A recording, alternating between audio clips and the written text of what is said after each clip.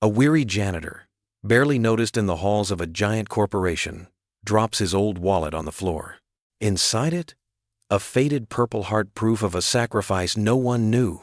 When the powerful CEO discovers it, her cold world shatters in an instant. For the first time, she sees him not as a janitor, but as a hero, and a single father fighting for his daughter's future. But just as compassion sparks a bond between them, a dark secret from his past is exposed, and the very people who should honor him turn against him. Now everything he's built, his job, his dignity, his daughter's future, hangs in the balance. Will courage and compassion be enough to save him this time? Before we get into the story, comment below where in the world you are watching from today. The early morning sun painted long shadows across the polished marble floor of Carter Enterprises' lobby. Jack Turner's weathered hands guided the mop in slow, methodical strokes, each movement precise and purposeful, just like the military had taught him decades ago. The massive glass windows stretched from floor to ceiling, allowing the dawn light to stream in and catch the silver streaks in his short-cropped hair. At 68, his body wasn't as spry as it used to be. His knee ached from an old war wound, and his back protested when he bent to wring out the mop. But Jack never complained. Work was work, and he was grateful for it. The lobby was empty at this hour, just the way he liked it. No bustling executives in designer suits, no clicking heels on marble floors, no sideways glances that looked through him rather than at him. In these quiet moments, Jack could work in peace, finding satisfaction in transforming the smudged floors into gleaming surfaces. His hand brushed against his back pocket, feeling the familiar outline of his worn leather wallet. Inside, tucked behind a faded photo of his daughter Emily, lay his Purple Heart. The metal had lost some of its luster over the years, but its significance had never dimmed. "Morning, Mr. Turner!" The cheerful voice of Maria, the security guard, echoed across the lobby. Jack straightened up, offering a small smile. "Morning, Maria. How's that boy of yours doing in college?" "Getting straight A's." Her face beamed with pride. "Thanks for asking. You always remember." That's because Jack knew what it meant to want the best for your child. Emily was his whole world, the reason he pushed through every long day, every aching muscle. At 17, she was smart as a whip and dreamed of college, dreams that kept Jack working despite his age. As he moved his cleaning cart toward the executive floor, memories of Vietnam flickered through his mind. The humid air, the constant tension, the brotherhood forged in fear and courage. The Purple Heart had come at a heavy price. 3 months in a military hospital and a leg that never quite healed right. But he'd survived when others hadn't, and he carried their memory with quiet reverence. The elevator doors opened onto the top floor, where wealth whispered from every surface. Rich mahogany panels lined the walls, and plush carpeting muffled his steps. Here, among the offices of Carter Enterprises' elite, Jack felt most invisible. Yet he took pride in his work, ensuring every trash bin was emptied, every surface dusted, every window spotless. Walking past the photographs of previous CEOs, Jack paused at the newest addition, Evelyn Carter. Unlike the stern-faced men before her, Mrs. Carter's portrait showed a hint of warmth in her eyes, despite her professional pose. He'd seen her a few times, always from a distance, always busy with important meetings and phone calls. The conference room door stood ajar, morning light spilling onto the expensive oval table where million-dollar decisions were made daily. Jack pushed his cart inside, beginning his usual routine. Empty the wastebaskets, dust the blinds, clean the table. His thoughts drifted to Emily as he worked. She'd been up late last night, studying for her AP exams. The dedication in her eyes reminded him so much of her mother, gone now 7 years, but never forgotten. Jack had promised Sarah on her deathbed that he'd make sure Emily got her education, no matter what it took. The Purple Heart in his wallet seemed to grow heavier. He'd earned it saving 3 of his squad mates. But these days, his greatest act of courage was facing each dawn with hope, working to give Emily the future she deserved. Sometimes, late at night, he wondered if he was doing enough, if his humble janitor's salary could possibly pave the way for her dreams. Bending down to retrieve a crumpled paper under the conference table, Jack didn't notice his wallet sliding from his back pocket. It landed silently on the plush carpet, falling open just enough to reveal the edge of the Purple Heart, its purple ribbon a stark contrast against the dark floor.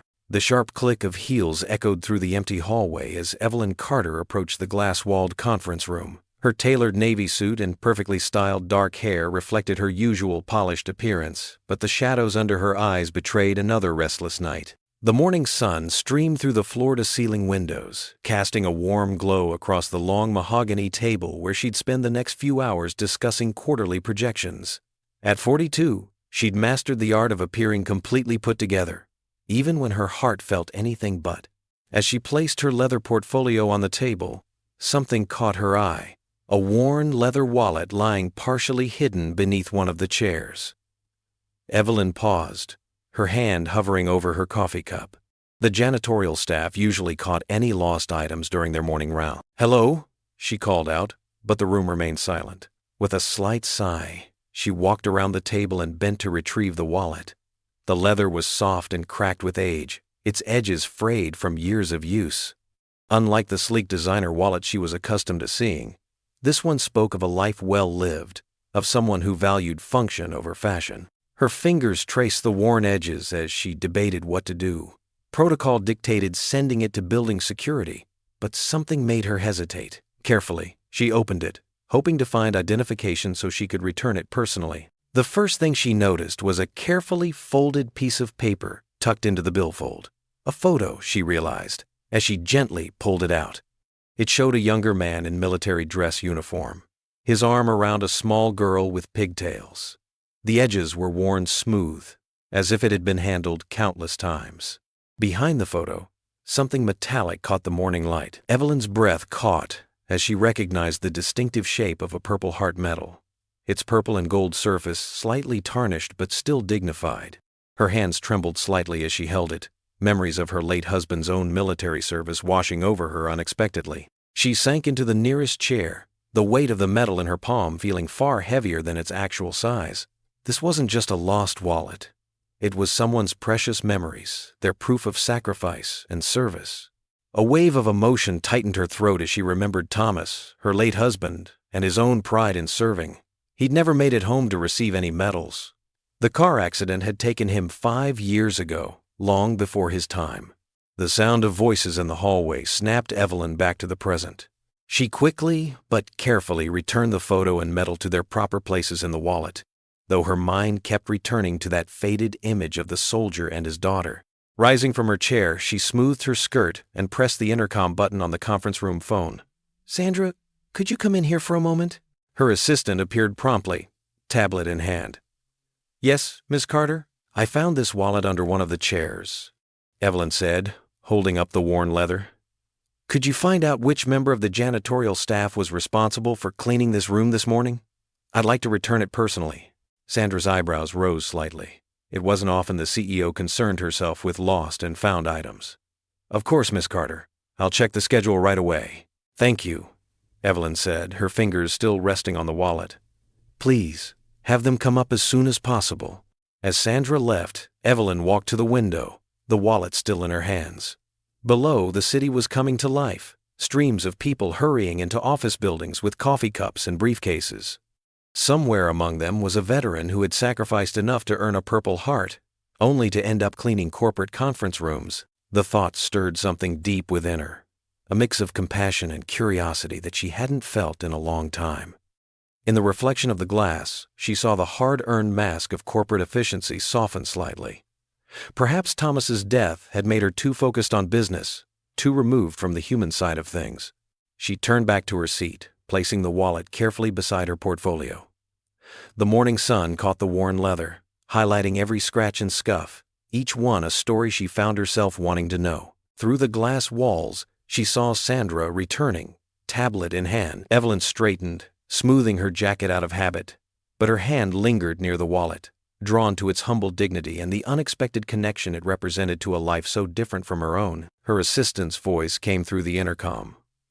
"Miss Carter, I've located the janitor who worked this floor this morning. Would you like me to have him come up now?" Evelyn pressed the button to respond, her voice steady despite the unusual flutter of anticipation in her chest. "Yes, please send him up right away." Jack Turner stood outside the CEO's office, his weathered hands fidgeting with the hem of his gray janitor's uniform. Through the glass walls, he could see Evelyn Carter, at her pristine desk, reviewing documents with the same focused intensity she brought to everything. His heart hammered against his ribs. In his 30 years of custodial work, he'd never been summoned to the executive floor. "Mrs. Carter will see you now," her assistant announced, gesturing toward the door. Jack stepped into the spacious office, his work boots feeling heavy and out of place on the plush carpet.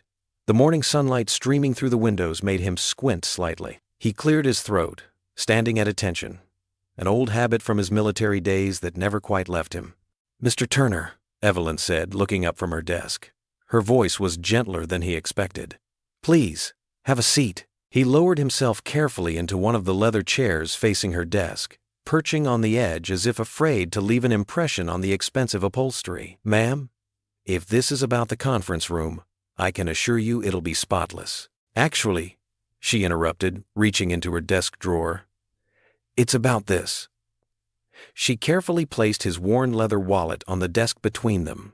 Next to it, she laid the Purple Heart, its purple and gold surface catching the morning light. Jack's hand instinctively went to his back pocket, where his wallet should have been. His face flushed with embarrassment. "I'm sorry, ma'am. I didn't realize I'd lost it." "There's nothing to apologize for," Evelyn said, studying his face with genuine interest. "I found it this morning in the conference room." She picked up the medal, holding it with unexpected reverence. "Would you tell me about this?" Jack shifted uncomfortably in his chair. He rarely spoke about his service, and never at work. "It's nothing special, ma'am. Just did what any soldier would do." "I disagree," Evelyn said quietly. "The Purple Heart isn't awarded for nothing special." She leaned forward slightly, her professional facade softening. "Please, I'd like to hear about it." Jack's weathered hands clasped together in his lap. His eyes focused on a point somewhere past the city skyline, visible through the windows. "It was in 68, near Quezon," he began, his voice low and steady. "Our unit was pinned down by heavy fire. 2 of our guys were hit, lying out in the open." He paused, and Evelyn noticed how his right hand unconsciously moved to his left shoulder. "We couldn't leave them there. So I and another fellow, we crawled out to get them. Got the first one back okay." His voice grew quieter. "Taking fire the whole time. When we went for the second man, that's when I took the hit." "But you saved them both," Evelyn said softly, not as a question, but as a statement. Jack shrugged, a gesture that seemed to encompass both modesty and discomfort with praise. "Just did what needed doing. The other fellow, Thompson, he's the real hero. He dragged both of us back while still under fire." Evelyn watched as Jack finally met her gaze. In his eyes, she saw not just the memory of that day, but decades of quiet dignity, the same dignity with which he mopped floors and emptied trash bins, never seeking recognition or special treatment. "The medal stayed in a drawer for years," he continued, his voice growing steadier. "Started carrying it after my wife passed. Reminds me that if I could get through that day, I can get through anything." A small, sad smile touched his lips. "Helps when things get rough, raising Emily on my own." Something in his words struck a chord in Evelyn. She thought of her own losses, the facade of strength she maintained in the corporate world. Without realizing it, she had risen from her chair and walked to the window, her back straight but her shoulders softening from their usual rigid pose. When she turned back to face Jack, her expression had changed. The calculating CEO had been replaced by something warmer, more human. "Mr. Turner," she said, then corrected herself. "Jack, would you join me for coffee? I'd like to hear more about your daughter." Jack blinked in surprise, clearly caught off guard by the invitation. "Ma'am?" "Please," she said, surprising herself with the genuine warmth in her voice. "I know a quiet place just around the corner. Sometimes it's nice to step away from all this." She gestured at the imposing office around them. Jack looked at her, really looked at her for the first time. Seeing past the expensive suit and CEO title to the person underneath, he saw something familiar in her eyes, a kind of lonely understanding that made his usual reticence fade. "Yes, ma'am," he said, standing up. "I'd like that." Evelyn picked up his wallet and the Purple Heart, handling them with careful respect as she returned them to him. Their fingers brushed briefly during the exchange, and in that moment, something shifted in the air between them, a bridge forming between their 2 very different worlds. "Shall we?" she asked, reaching for her coat. The morning sun caught the subtle shimmer of her dark hair as she moved, and for the first time that day, her smile reached her eyes. The company cafe buzzed with the usual afternoon crowd. But today something was different. Conversations hushed, and heads turned as Evelyn Carter, CEO of Carter Enterprises, walked in with Jack Turner, the building's janitor, at her side. Jack felt every stare as they made their way to a corner table. His uniform stood out starkly against the sea of pressed suits and designer dresses. He watched as Evelyn gracefully took her seat, seemingly oblivious to the ripple of whispers spreading through the cafe. "Please, sit down, Mr. Turner," Evelyn said warmly, gesturing to the chair across from her. "And I insist you call me Evelyn." "Yes, ma'am. I mean, Evelyn," Jack replied, carefully settling into the chair. His calloused hands rested awkwardly on the polished tabletop. A young barista hurried over, her eyes darting between them. "Mrs. Carter, your usual latte?" "Yes, thank you, Sarah." Evelyn turned to Jack. "And for you?" "Just black coffee, please," Jack said quietly. More whispers floated across the cafe. Two executives at a nearby table weren't even trying to hide their stares. Jack shifted uncomfortably in his seat, feeling like a specimen under a microscope. "Pay them no mind," Evelyn said, noticing his discomfort. She pulled out his Purple Heart medal and placed it gently on the table between them. "Tell me more about your service, Jack. How long were you in Vietnam?" Jack's weathered fingers traced the edge of the medal. 3 years, 2 months, and 17 days. Not that I was counting. A slight smile crossed his face, but his eyes held shadows of memories he usually kept locked away. "That's a long time to be away from home," Evelyn observed. "It was." Jack paused as Sarah returned with their drinks. "Thank you," he said to the barista, wrapping his hands around the warm mug. "Back then, I was just a kid, really. 19 when I shipped out. Thought I knew everything." He shook his head. "Turned out I didn't know anything at all." Evelyn leaned forward slightly, her own coffee untouched. "The medal, how did it happen?" Jack took a slow sip of coffee before answering. "Our unit was ambushed. I heard one of our newer guys crying out, Bobby Martinez, just 18. Couldn't leave him there." His voice grew quieter. "Got him out, but caught some shrapnel in the process. Nothing compared to what some others went through." "You're too modest, Jack. That was incredibly brave." He shrugged, uncomfortable with the praise. "Just did what anyone would have done." "No," Evelyn said firmly. "Not everyone would have." She studied him for a moment. "Do you have family, Jack?" The question seemed to catch him off guard. His hands tightened around his coffee mug. "My daughter Emily, she's 16. Pride softened his features as he mentioned her name. "Just the two of you?" Evelyn asked gently. Jack's eyes dropped to his coffee. "Sarah, my wife, she passed away 8 years ago. Cancer." He swallowed hard. "Emily was only 8 at the time." The cafe's background chatter seemed to fade away as Evelyn absorbed this information. Her own grief, usually kept carefully contained, stirred in her chest. "I'm so sorry, Jack. I lost my husband David 2 years ago. Car accident." Her voice wavered slightly. "Some days it still feels like yesterday." Jack looked up, meeting her eyes. For the first time, he saw past her polished exterior to the pain she carried. "It doesn't really get easier, does it? Just different." "Different," Evelyn agreed softly. "How did Emily handle it?" "She grew up too fast," Jack said, his voice rough with emotion. "Started taking care of me more than I was taking care of her. Making sure I ate, doing extra chores. No kid should have to do that." He shook his head. "But she's amazing. Straight A's. Volunteers at the animal shelter. Wants to go to college. Be a social worker." "She sounds remarkable," Evelyn said. "You must be very proud, more than I can say." Jack's face clouded. "Just wish I could do more for her. This job, it keeps the lights on, but college," he trailed off, then straightened his shoulders. "We'll figure it out. We always do." Evelyn felt her throat tighten. Here was a man who had risked his life for his country, who had raised a daughter alone through grief, who worked with quiet dignity while others looked right through him, and now he worried about giving his daughter the future she deserved. A comfortable silence fell between them, each lost in their own thoughts of loss and love and the weight of carrying on. The afternoon sun slanted through the cafe windows, casting long shadows across their table. While around them the whispers continued, but neither of them noticed anymore. The late afternoon sun cast long shadows across the library parking lot as Jack pulled up in his well-worn pickup truck. Through the large windows, he could see Emily shelving books in the young adult section, her brown hair pulled back in a neat ponytail. She had her mother's gentle way of handling things, treating each book like it was precious. Jack checked his watch. 5:45 p.m., right on time.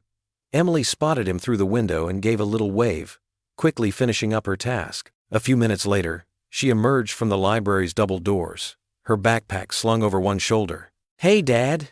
Emily climbed into the passenger seat, bringing with her the familiar smell of old books and library dust.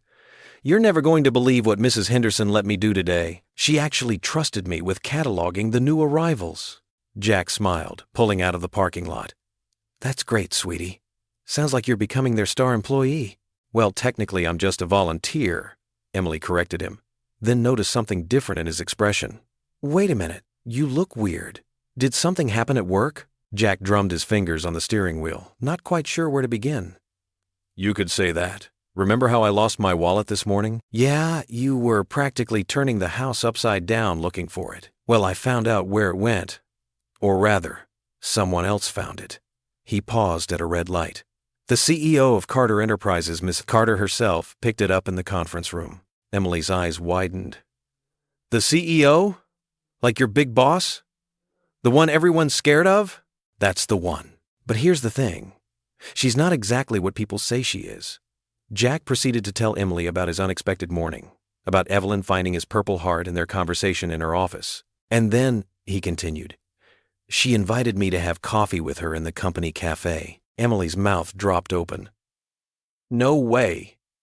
You had coffee with the CEO?" She started giggling. "Look at you, Dad, moving up in the world. Next thing you know, you'll be wearing one of those fancy suits and carrying a briefcase." "Very funny," Jack said, but he couldn't help smiling at her enthusiasm. "It wasn't like that. We just talked." "About what?" Emily leaned forward, genuinely curious now. Jack's expression softened. "Different things. The war a bit. She lost her husband recently, car accident. We talked about what it's like, raising someone on your own." He glanced at his daughter. "I told her about you." "You did?" Emily's teasing tone had disappeared. "What did you say?" "Just that I'm proud of you. That you're smart and kind, just like your mom was." Emily grew quiet, looking out the window. Jack knew that, she was thinking about Sarah, his late wife. These moments always carried a mixture of sadness and warmth. They pulled into their driveway, the gravel crunching under the truck's tires. Their house wasn't much. A small ranch-style home with faded blue paint that needed touching up. But it was theirs. Jack had managed to keep up with the mortgage payments, even if it meant taking extra shifts sometimes. Inside, Emily headed straight for the kitchen to start dinner. It was her night to cook. Jack followed, reaching into his pocket for his wallet. He pulled out the Purple Heart, its purple and gold surface catching the light from the kitchen window, and placed it on the counter. Emily paused in the middle of pulling out a pot for spaghetti. She approached the counter slowly, her fingers hovering over the metal before gently touching its surface. "You never really talk about this," she said softly. "About what happened over there." Jack leaned against the counter, watching his daughter trace the outline of the heart-shaped metal. "No, I suppose I don't." "The CEO, Miss Carter, she asked about it?" "She did." Jack nodded. "It was strange, actually. Nobody at work has ever asked before. Most people don't even know I served." Emily picked up the metal carefully, holding it in her palm. "Could you tell me about how you got it?" Her voice was quiet, respectful. "I mean, if you want to." Jack looked at his daughter, 16 years old now. But in moments like these, he could still see the little girl who used to climb into his lap for bedtime stories. She'd never pushed him about Vietnam before, seeming to understand instinctively that some memories were hard to share. But now, after his conversation with Evelyn had stirred up the past, maybe it was time. "It was during my second tour," he began, his voice taking on a distant quality. "We were running patrol near a small village. There was this young private in our unit, Bobby Chen. Couldn't have been more than 19. Emily stood perfectly still, the Purple Heart cradled in her hands, listening as her father spoke about a day that had changed his life forever. The kitchen timer beeped, reminding them about dinner, but neither moved. The metal gleamed in the fading daylight, a bridge between past and present, between father and daughter, between the man Jack had been and the man he had become. Evelyn kicked off her heels as soon as she entered her penthouse apartment, letting them clatter against the marble floor. The city lights twinkled through floor-to-ceiling windows, but she barely noticed the view she usually loved. Her mind was still caught up in her conversation with Jack from earlier that day. She changed into comfortable clothes, soft gray pants and an oversized sweater, and made herself a cup of chamomile tea. Instead of heading to her home office to tackle the usual evening workload, she settled onto her white leather couch with her laptop. Her fingers hovered over the keyboard for a moment before typing, "Vietnam War Purple Heart Stories." The screen filled with images and articles. Some showed young soldiers receiving their medals. Others detailed harrowing tales of sacrifice. Evelyn's throat tightened as she clicked through black and white photographs of wounded veterans. How many of them, like Jack, had come home to rebuild their lives in quiet dignity? She opened another tab and searched specifically about the battle Jack had mentioned. Her eyes widened as she read about the intense fighting, the impossible conditions. The casual way he described saving his fellow soldiers hadn't done justice to the reality she now saw laid out before her. "My God," she whispered, setting her tea down with trembling hands. The more she read, the more her chest ached. Stories of veterans struggling to readjust to civilian life. Tales of PTSD, of families trying to understand, of proud soldiers reduced to taking whatever jobs they could find. Jack's story wasn't unique, but that made it even more heartbreaking. Evelyn pulled up the company's employee database, something she rarely did personally. There was Jack's file, basic information, employment history, emergency contacts. His daughter Emily was listed there, along with their modest address in a working-class neighborhood across town. His performance reviews were exemplary, though simple, thorough, reliable, punctual. Such small words for such a remarkable man. She thought about her own father, who'd been a business titan.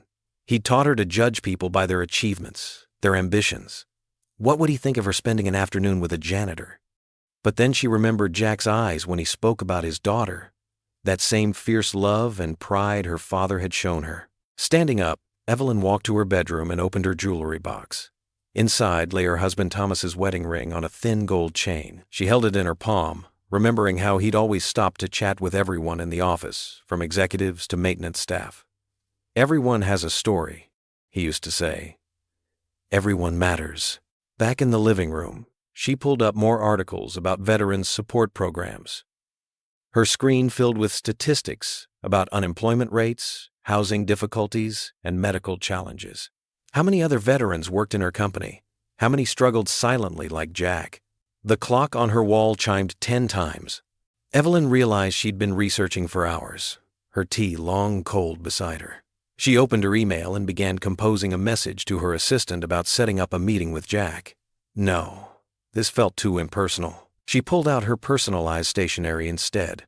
The cream-colored paper felt substantial under her fingers as she began to write. "Dear Jack, I would very much appreciate meeting with you tomorrow morning at 9 a.m. in my office, if your schedule permits. There are some matters I'd like to discuss. Sincerely, Evelyn Carter." She sealed the envelope and set it aside to be delivered through inter-office mail first thing in the morning. Her usual decisive business tone felt stiff and formal after everything she'd learned tonight. But she couldn't think of a better way to phrase it. Evelyn walked to her window, pressing her forehead against the cool glass. Far below, the city streets were still busy with late-night traffic.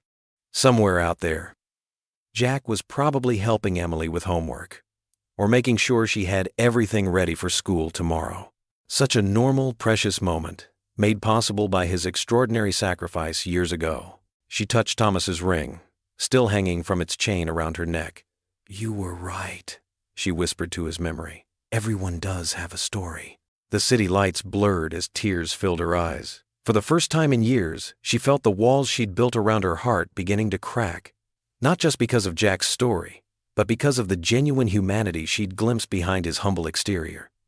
It reminded her of everything she'd once dreamed of changing in the corporate world, before grief and responsibility had hardened her. She wiped her eyes and returned to her desk, adding a small note to her calendar for tomorrow's meeting. Whatever came next, she knew this was about more than just one veteran janitor. It was about remembering who she was, and perhaps who she still could be. Evelyn slipped the note into an envelope marked for internal mail delivery, writing Jack's name and department carefully on the front.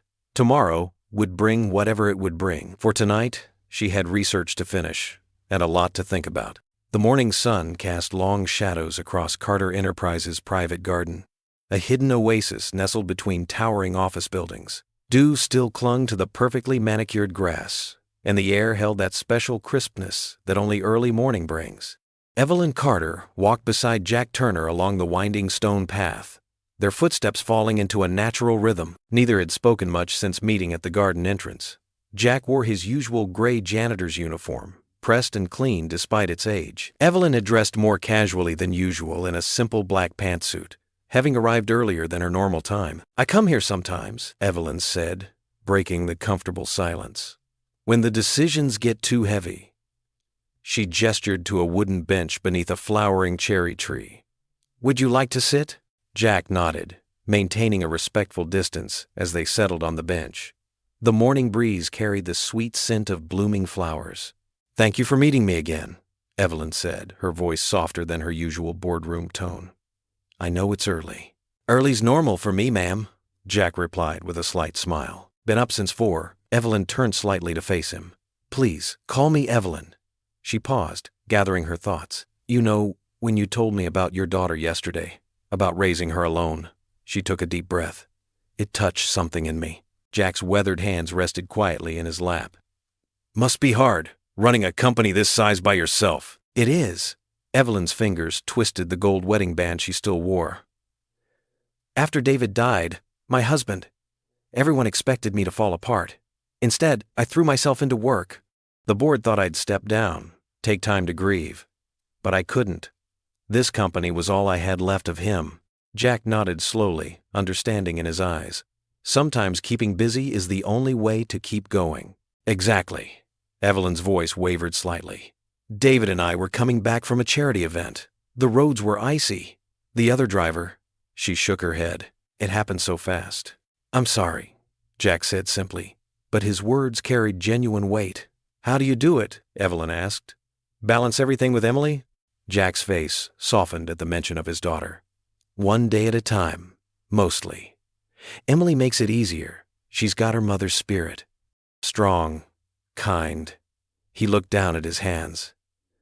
"After Sarah passed, cancer, Emily was only 8. There were some rough years, but you managed." "Had to. Emily needed me." Jack's voice grew thoughtful. "The hardest part wasn't the practical stuff. Cooking, cleaning, helping with homework. It was the moment she needed her mother. First dance, first heartbreak, all those talks I wasn't prepared for." Evelyn found herself smiling. "You figured it out, though." "Made plenty of mistakes along the way," Jack admitted. "But Emily, she's patient with her old man. We learned together." He paused. "Sometimes I worry it's not enough, what I can provide on a janitor's salary. She's smart, wants to go to college. What does she want to study?" "Library science." Pride crept into Jack's voice. "She loves books, works part-time at the local library, says she wants to help people find stories that change their lives." Evelyn noticed how Jack's whole demeanor changed when speaking about Emily. The quiet, reserved man came alive with fatherly pride. "You know," Evelyn said, "I never had children. David and I always said we'd start a family someday. We were both so focused on building the company." She blinked back unexpected tears. "Now I wonder if we waited too long." Jack pulled a clean handkerchief from his pocket and offered it to her. The simple gesture, so genuine and unexpected, made Evelyn's throat tight. "Thank you," she said, dabbing at her eyes. "I haven't talked about this with anyone in a long time." "Sometimes it helps," Jack said gently, sharing the weight. They sat quietly for a moment, watching the morning light strengthen. A pair of sparrows hopped along the path, searching for breakfast. "Emily would like you," Jack said suddenly. "She's always telling me I need to talk to more people, not just stay in my routine." "Wise girl," Evelyn replied with a small laugh. "My assistant tells me the same thing. Says I spend too much time with spreadsheets and not enough with actual humans. They might be onto something." Jack agreed, a hint of humor in his voice. Evelyn checked her watch reluctantly. "The day's about to start. People will be arriving soon." Jack nodded, understanding the unspoken need to maintain professional appearances.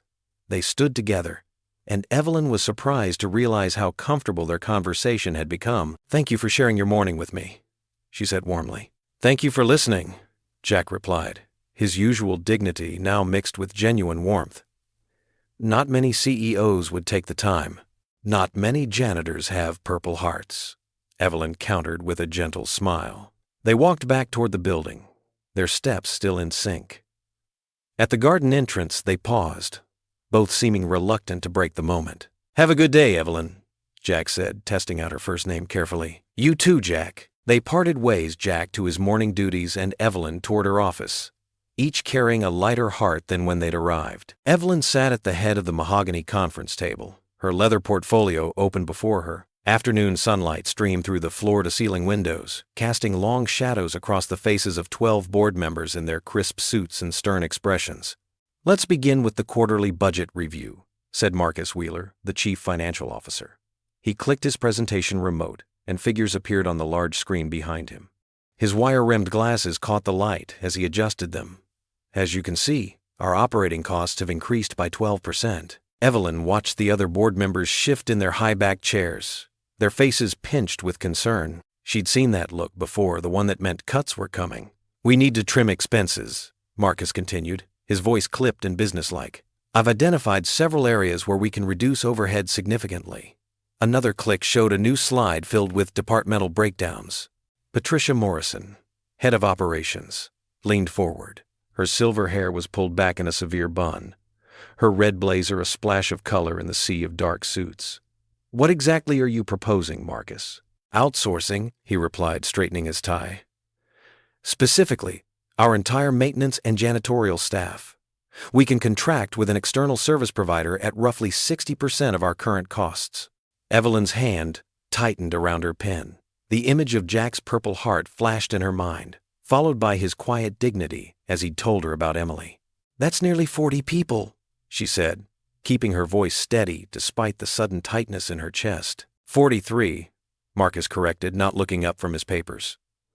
"All non-essential personnel. The savings would be substantial, nearly $2 million annually." The board members nodded in approval, making notes on their tablets. Thomas Bennett, the eldest board member, smiled. "Excellent analysis, Marcus. When can we implement?" "We could begin the transition within 30 days, Marcus replied. "I've already researched several cleaning service companies. They're eager to bid for the contract." Evelyn watched as the board members exchanged satisfied looks. To them, this was just another business decision, numbers on a spreadsheet. They didn't see the faces, the lives, the families that would be affected. "These are loyal employees," Evelyn said, her voice cutting through the murmur of approval. "Many have been with us for years." Patricia waved her hand dismissively. "They're janitors, Evelyn, easily replaceable. The contract workers will do the same job for less money. And without benefits," Marcus added, as if this were a selling point. "No health care costs, no retirement plans to manage. It's a significant saving across the board." The discussion continued around her, but Evelyn barely heard it. She thought of Jack's story about Vietnam, about the medal he'd earned saving his fellow soldiers. Now, after years of faithful service to the company, he would be discarded like outdated equipment. "We'll need to draft termination notices," Thomas was saying. "Human resources can handle the paperwork. And security protocols," Patricia added.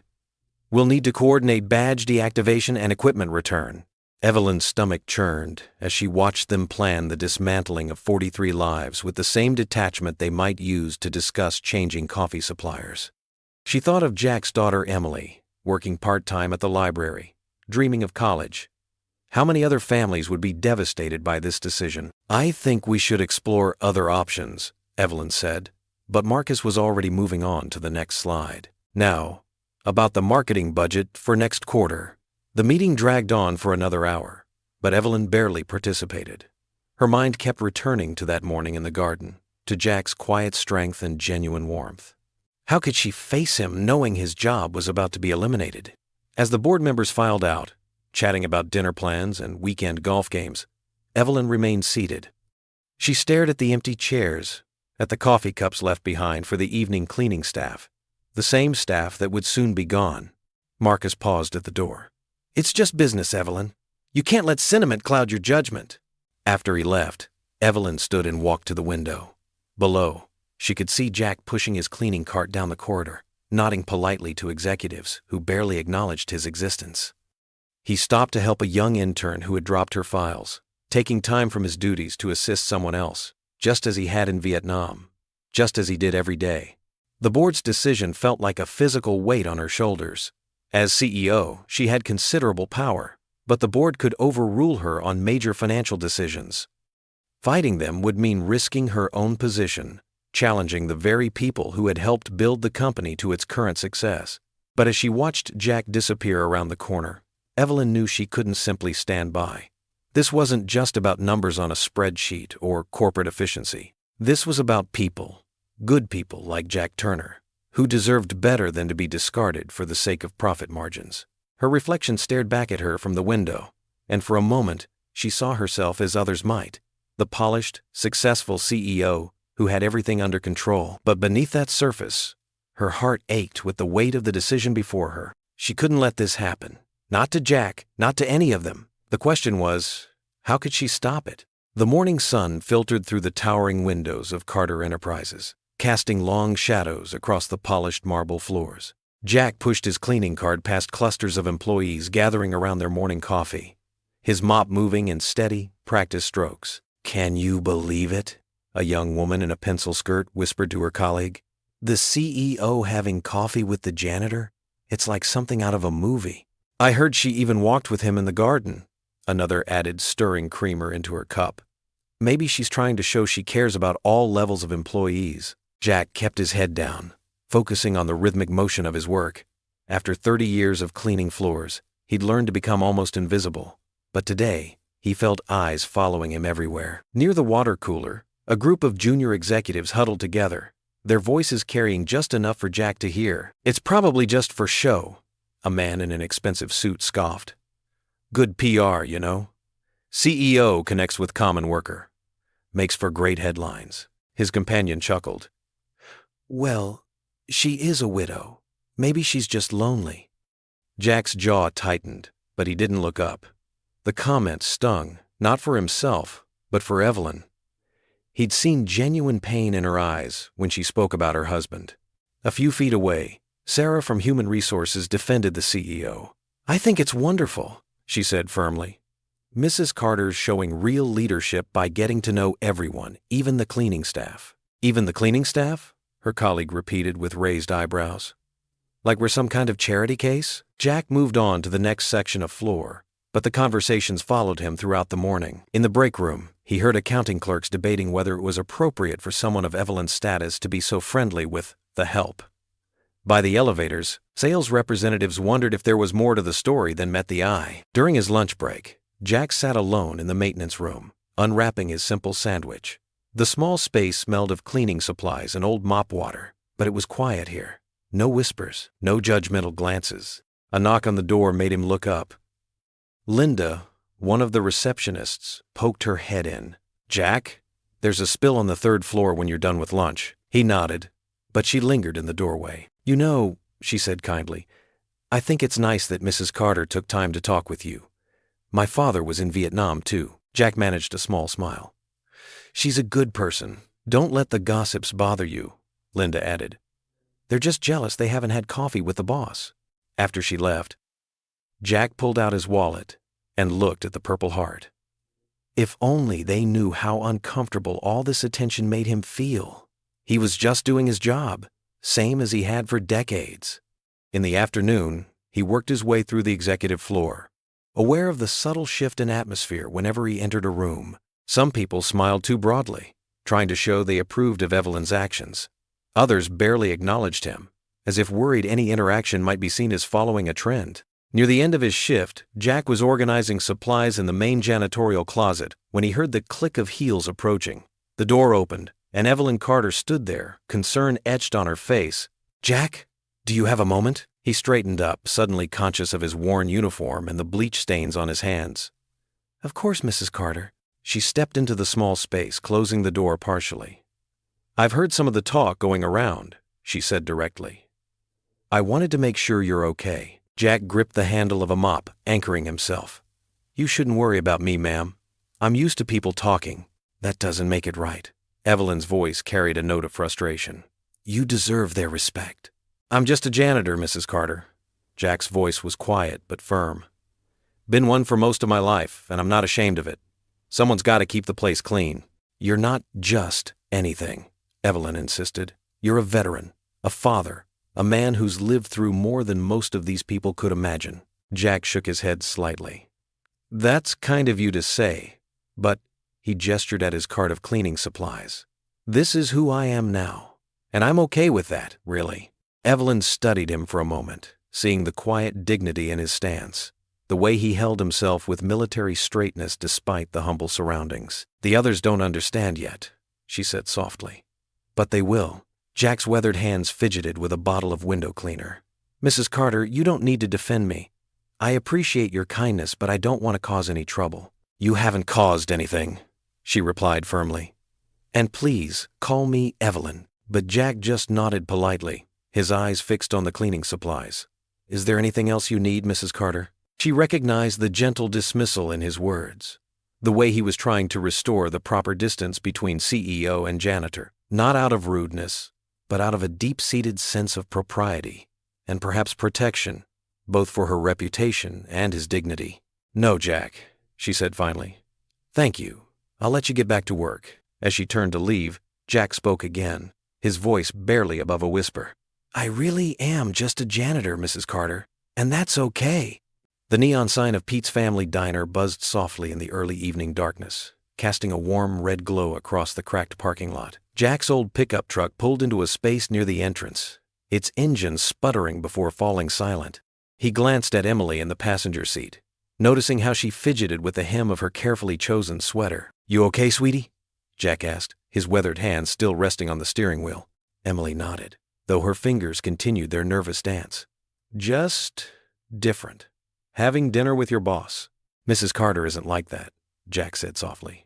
You'll see. Through the large windows, they could see Evelyn already seated in a booth, dressed far more casually than her usual corporate attire, in a simple blue blouse and slacks. She spotted them and waved, her smile genuine and warm. Inside, the diner smelled of coffee and grilled onions.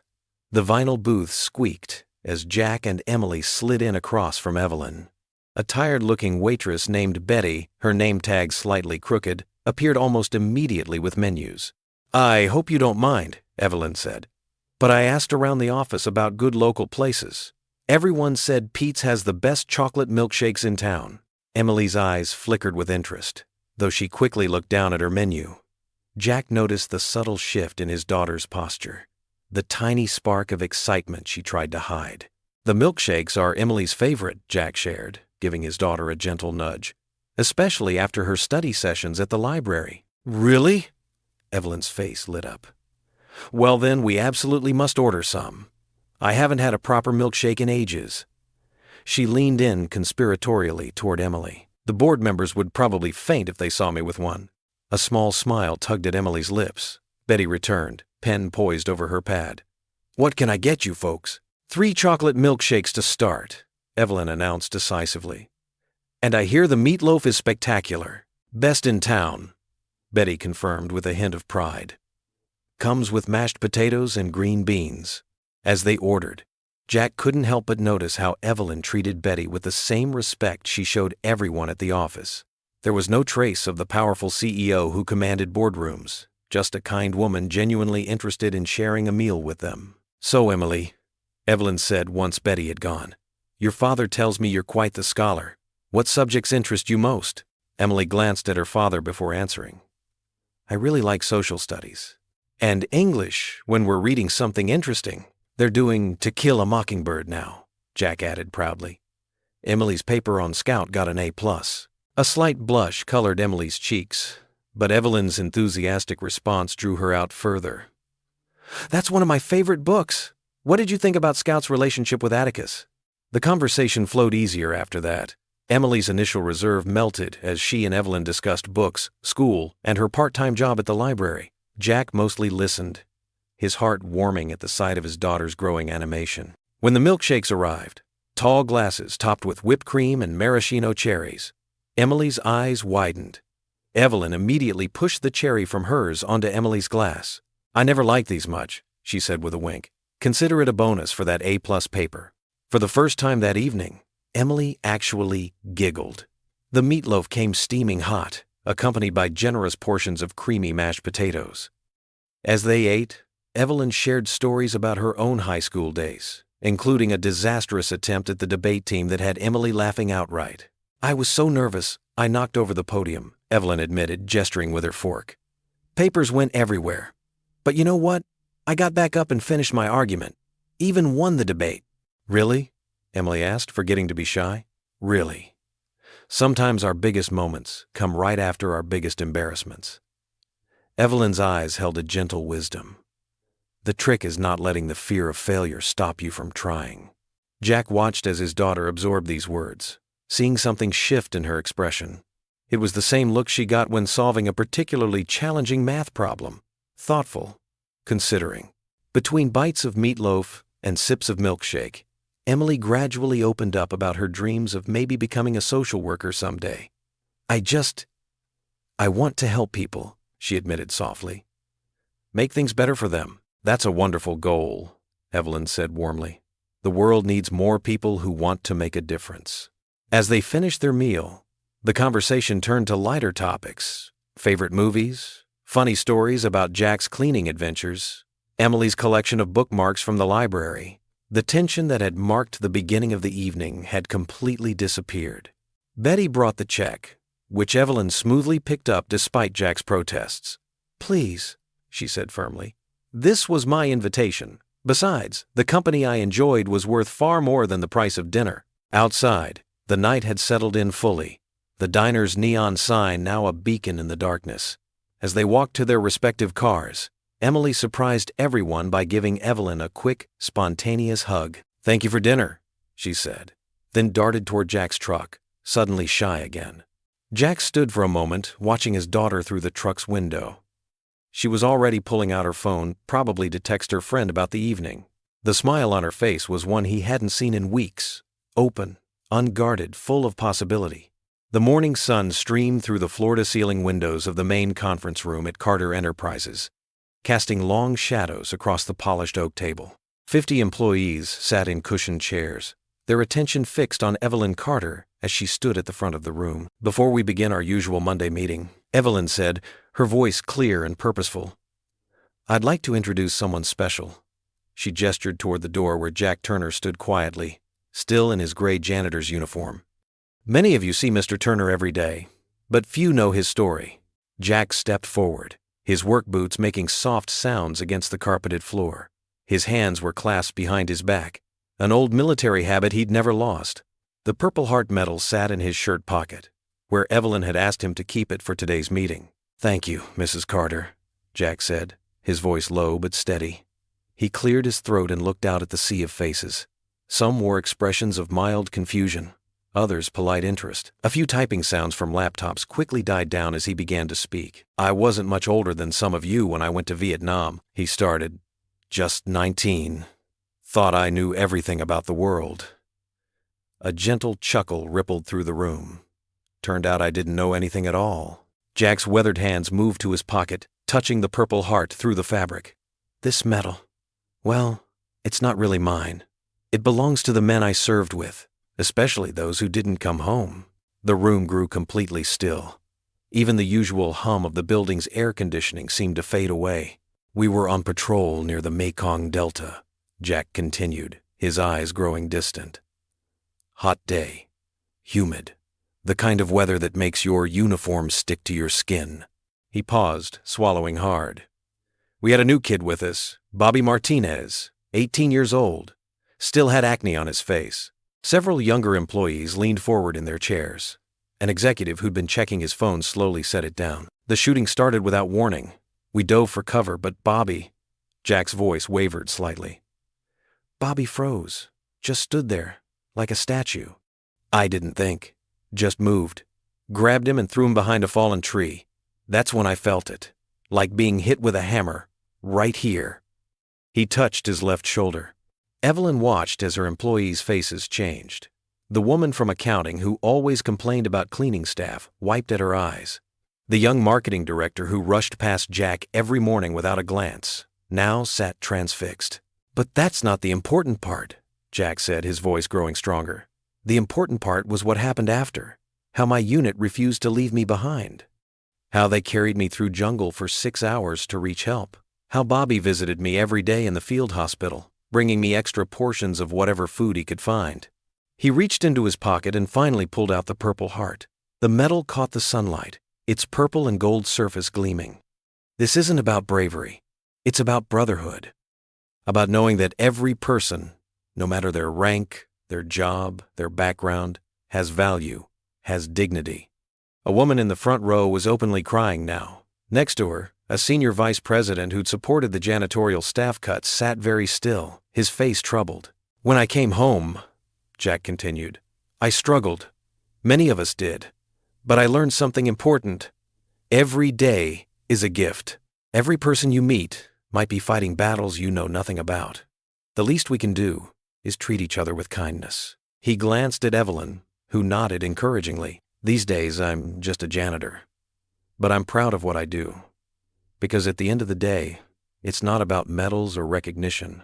It's about doing your best to serve others, just like my brothers served me." Jack fell silent, his hands carefully returning the Purple Heart to his pocket. For a moment, no one moved. Then, as if a spell had broken, the room erupted in applause. People rose to their feet, their faces showing genuine respect and emotion. As the applause continued, Evelyn stepped forward to stand beside Jack. She saw the surprise in his eyes at the response, the way he ducked his head slightly in modesty. But she also saw something else. A flash of pride, quickly hidden, but real nonetheless. The applause grew louder. The marketing director who'd ignored Jack for months was now wiping tears from his cheeks. The vice president who'd supported the cut stood clapping with genuine enthusiasm. Even the usually stoic head of legal department had red-rimmed eyes. Evelyn smiled, watching her employees respond with such genuine emotion. This was what she'd hoped for. Not just recognition for Jack, but a reminder to everyone that extraordinary people could be found in the most unexpected places. The applause finally began to die down, but the energy in the room had changed. People weren't looking at their phones or watches anymore. Instead, they were looking at Jack, really looking at him, perhaps for the first time. And in their faces, Evelyn saw exactly what she'd hoped to see: inspiration. The break room at Carter Enterprises hummed with activity during the Monday lunch hour. Jack Turner stood by the coffee machine, methodically wiping down the stainless steel surface with practiced care. His weathered hands moved in slow, deliberate circles. But his attention was elsewhere. "Mr. Turner?" A young analyst named David approached, clutching his lunch bag. "Do you have a minute?" Jack looked up, offering a gentle smile. "Just Jack is fine, son. And sure, I always have time." He tucked his cleaning cloth into his pocket. David shifted nervously. "I've been struggling with a decision about my career path." He settled into one of the nearby chairs, and Jack followed suit. "Everyone says I should take this promotion in marketing, but my heart's not in it. I really want to work with veteran support programs." Jack's eyes softened. He remembered similar crossroads in his own life. "Sometimes the right path isn't the obvious one," he said quietly. "After Vietnam, everyone expected me to be broken. Maybe I was for a while. But finding purpose in simple, honest work, that saved me." 2 other young employees drifted over, drawn by the conversation. Soon, a small group had gathered around Jack's table, their salads and sandwiches forgotten. "How did you know what to do?" asked Sarah from accounting, her eyes earnest. Jack thought for a moment, his fingers absently tracing the edge of the table. "You listen to your gut. But more importantly, you ask yourself who you're serving. Money, titles, they come and go. But making a difference in someone's life, that stays with you." Throughout the week, these informal gatherings became a regular occurrence. Tuesday found Jack sharing wisdom about perseverance with a frustrated IT specialist. Wednesday, he helped a young secretary find the courage to stand up to workplace bullying. By Thursday, employees began timing their breaks to coincide with Jack's cleaning schedule. They found him in different areas of the building, the lobby, the corridors, the cafe, but always with the same patient attention and quiet strength. In the mailroom, he showed a new hire how to properly sort packages, while discussing the importance of attention to detail. In the field, he explained, carefully demonstrating the sorting system. One small oversight could cost lives. Here, it might just be a delayed delivery, but every task deserves our best effort. During his floor-mopping duties, he listened as a middle manager confided her fears about becoming a first-time mother. Being scared means you care, he told her, sharing stories about raising Emily. And caring is the first step to doing something well. Even the maintenance staff began to see Jack differently. They noticed how he treated every person with the same respect, whether they wore designer suits or work uniforms. His example sparked small changes. Maintenance workers began making eye contact with executives, offering friendly greetings. The executives, in turn, started learning names, asking about families. On Friday afternoon, Jack sat in the courtyard during his break, sharing his brown bag lunch with a group of junior analysts. They were discussing workplace stress when one of them asked about his combat experience. "War teaches you what really matters," Jack said softly, his sandwich forgotten in his hands. "When bullets are flying, you don't care about someone's background or status. You care about their character, their reliability, their heart." The young employees leaned in, hanging on every word. Jack continued, "That's something I try to remember here. Every person has value, has a story. Sometimes they just need someone to listen, to remind them of that." A gentle breeze rustled through the courtyard trees as Jack spoke about teamwork, about supporting each other through difficult times. His audience nodded, their usual competitive attitudes softening as they absorbed his words. Up in her office, Evelyn stood at her window, watching the scene below. She noticed how the young employees clustered around Jack, their body language relaxed and attentive. Even from this distance, she could see the impact he had on them. Her eyes followed Jack as he gathered his lunch remains and stood, patting one of the analysts on the shoulder with fatherly affection. The group dispersed reluctantly, but there was a new energy in their steps, a sense of purpose that hadn't been there before. Evelyn observed as Jack resumed his duties, pushing his cleaning cart down the pathway. Employees who passed him now stopped to chat, their faces lighting up with genuine warmth. Gone were the days when they rushed past without a glance. She watched him pause to help a marketing intern who had dropped her files, his movements unhurried despite his work schedule. The intern laughed at something he said, and Evelyn could see the tension leaving the young woman's shoulders. From her elevated vantage point, Evelyn saw what she had missed before, how Jack's presence had created ripples of change throughout the company. His simple acts of kindness, his willingness to listen, his quiet wisdom, they were transforming the corporate culture in ways no team-building exercise or motivational speaker ever had. Jack's cart disappeared around a corner, but his influence remained visible in the courtyard below. The employees who had shared lunch with him were now helping each other gather their things, holding doors, sharing smiles. It was as if his spirit of service had awakened something in them all. Evelyn pressed her hand against the cool glass of her window, her throat tight with emotion. The janitor she had once barely noticed had become the heart of her company, teaching lessons no business school could provide. The company auditorium buzzed with anticipation as employees filed in, filling row after row of seats. Colorful banners adorned the walls, each bearing the emblems of different military branches. A large "Honoring Our Veterans" sign hung prominently above the stage. Jack Turner stood at the back of the room, still in his janitor's uniform, confused about why he'd been asked to attend. He gripped his cleaning cart's handle, feeling out of place among the sea of business suits and formal attire. "Dad!" Emily's voice cut through the crowd. She hurried toward him, dressed in her best sweater and skirt. "What are you doing back here?" "Emily, shouldn't you be in school?" Jack's forehead wrinkled with concern. "Mrs. Carter called my school personally, said it was important I be here." Emily tugged at his sleeve. "Come on, we have reserved seats in the front." Jack hesitated. "Front? No, I should stay back here. I've got work to—" "Please follow me, Mr. Turner." A young assistant appeared, gesturing toward the front rows. "Mrs. Carter's instructions." Reluctantly, Jack let Emily lead him forward. As they walked down the aisle, he noticed other men and women in the audience, wearing military pins and patches. Some nodded at him in recognition. The lights dimmed, and Evelyn Carter stepped onto the stage. Her usual business attire was complemented by a red, white, and blue scarf. The room fell silent. "Good morning, everyone." Her voice carried clearly through the speakers. Today marks a special occasion at Carter Enterprises. We're here to honor the veterans among us, the men and women who served our country with distinction and now serve our company with the same dedication. Jack shifted uncomfortably in his seat as Evelyn continued. Emily squeezed his hand. But today, I want to highlight one particular story. A story of extraordinary courage, humility, and dignity. Evelyn's eyes found Jack in the audience. Jack Turner, would you please join me on stage? The spotlight swung to illuminate Jack's seat. Emily gave him a gentle push, and he stood slowly, his legs feeling wooden. The walk to the stage seemed endless, each step echoing in the quiet auditorium. Many of you know Jack as our dedicated maintenance staff member, Evelyn said as he reached her side. What you might not know is that before he pushed a mop through these halls, he pushed through enemy lines in Vietnam to save his entire squad. Gasps rippled through the audience. Jack stared at his worn work boots, his cheeks flushing. 3 days ago, I asked Jack to share his military records with me, Evelyn continued, lifting a framed document. His Purple Heart citation reads, "For extraordinary valor in combat, risking his own life under heavy fire to drag 3 wounded comrades to safety." The audience sat in rapt attention as Evelyn detailed Jack's service history.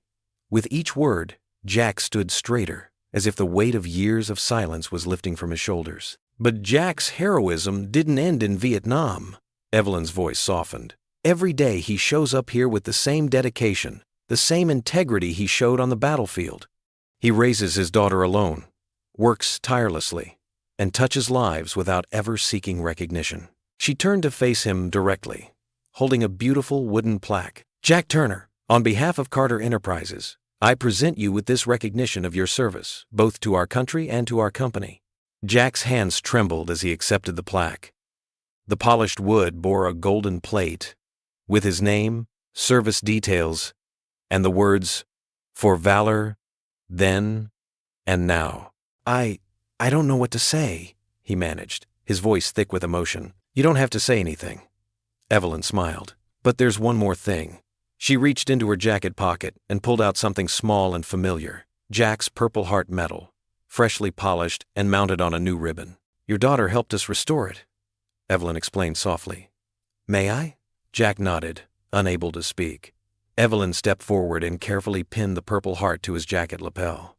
The medal caught the stage lights, gleaming bright and proud against his work uniform. The first person to stand was a senior executive in the front row, a former Marine, judging by his bearing. Then, another veteran stood, and another.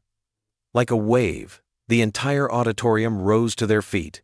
The applause started slowly, then built to a thunderous roar. Jack looked out over the crowd, seeing not pity or condescension in their faces, but genuine respect. His eyes found Emily in the front row. She stood with tears streaming down her cheeks, clapping harder than anyone, her face glowing with pride. The Purple Heart on his chest felt warm, like a small flame of honor rekindled after decades of being hidden away. For the first time in years, Jack Turner stood tall, not as a janitor being overlooked, but as a soldier being remembered, a father being celebrated, a man being truly seen. The applause had finally died down in the auditorium, but Jack's heart was still racing. His Purple Heart medal caught the light as he stood near the refreshment table, watching employees chat and mingle. Some nodded respectfully in his direction, while others came over to shake his hand. It felt surreal. Just yesterday, most of these people had walked past him without a second glance. Mr. Turner, a young executive assistant, approached him. Miss Carter would like to see you in her office. Jack's worn work boots squeaked against the polished floor as he made his way to the executive floor. His uniform felt out of place among the suits and ties, but today, somehow, it didn't matter as much. Evelyn was waiting by her office door, still wearing the navy blue blazer she'd worn for the ceremony. Her smile was warm as she gestured him inside. Please, Jack, come in. The office was bathed in late afternoon sunlight. Through the floor-to-ceiling windows, the city stretched out below them like a concrete garden. Jack sat carefully in one of the plush chairs facing Evelyn's desk, his hands folded in his lap. That was quite something down there, he said quietly. You didn't have to do all that. Actually, I did. Evelyn moved to sit not behind her desk, but in the chair next to his. Jack, what you've brought to this company in just these few weeks, it's remarkable. The way you connect with people, the wisdom you share, The example you set. It's exactly what we need here. Jack shifted uncomfortably. Ma'am, I just do my job. That's exactly it. Evelyn leaned forward slightly. You do so much more than just clean these halls. I've seen how the younger employees seek you out, how you listen to them, guide them. The stories you share about teamwork and perseverance from your military days, they resonate deeply. She paused, studying his face. I want to create a new position, Director of Veteran and Employee Support Initiatives. It would be a mentorship role, working with our staff to build a stronger company culture, using your life experience to guide others. Jack's mouth went dry. He stared at her, certain he'd misheard. I'm just a janitor, Miss Carter. No. Evelyn's voice was firm but gentle. You're a Purple Heart recipient, a father, a man who's faced adversity and shown incredible resilience, someone who understands the value of hard work and dignity. That's exactly who we need in this role. Jack's hands trembled slightly. He looked down at them, weathered from years of manual labor. I don't have a degree, no fancy training. You have something better, real-world experience and wisdom. The degree requirements would be waived. We'd provide any additional training you might need. She smiled. Think about Emily, Jack. This could change things for both of you. Emily. His daughter's face floated in his mind. Her quiet determination, her dreams of college, her part-time job at the library trying to help with expenses. His throat tightened. I don't know what to say. Say you'll think about it. Evelyn stood up and walked to her desk, returning with a folder. Here's the formal proposal.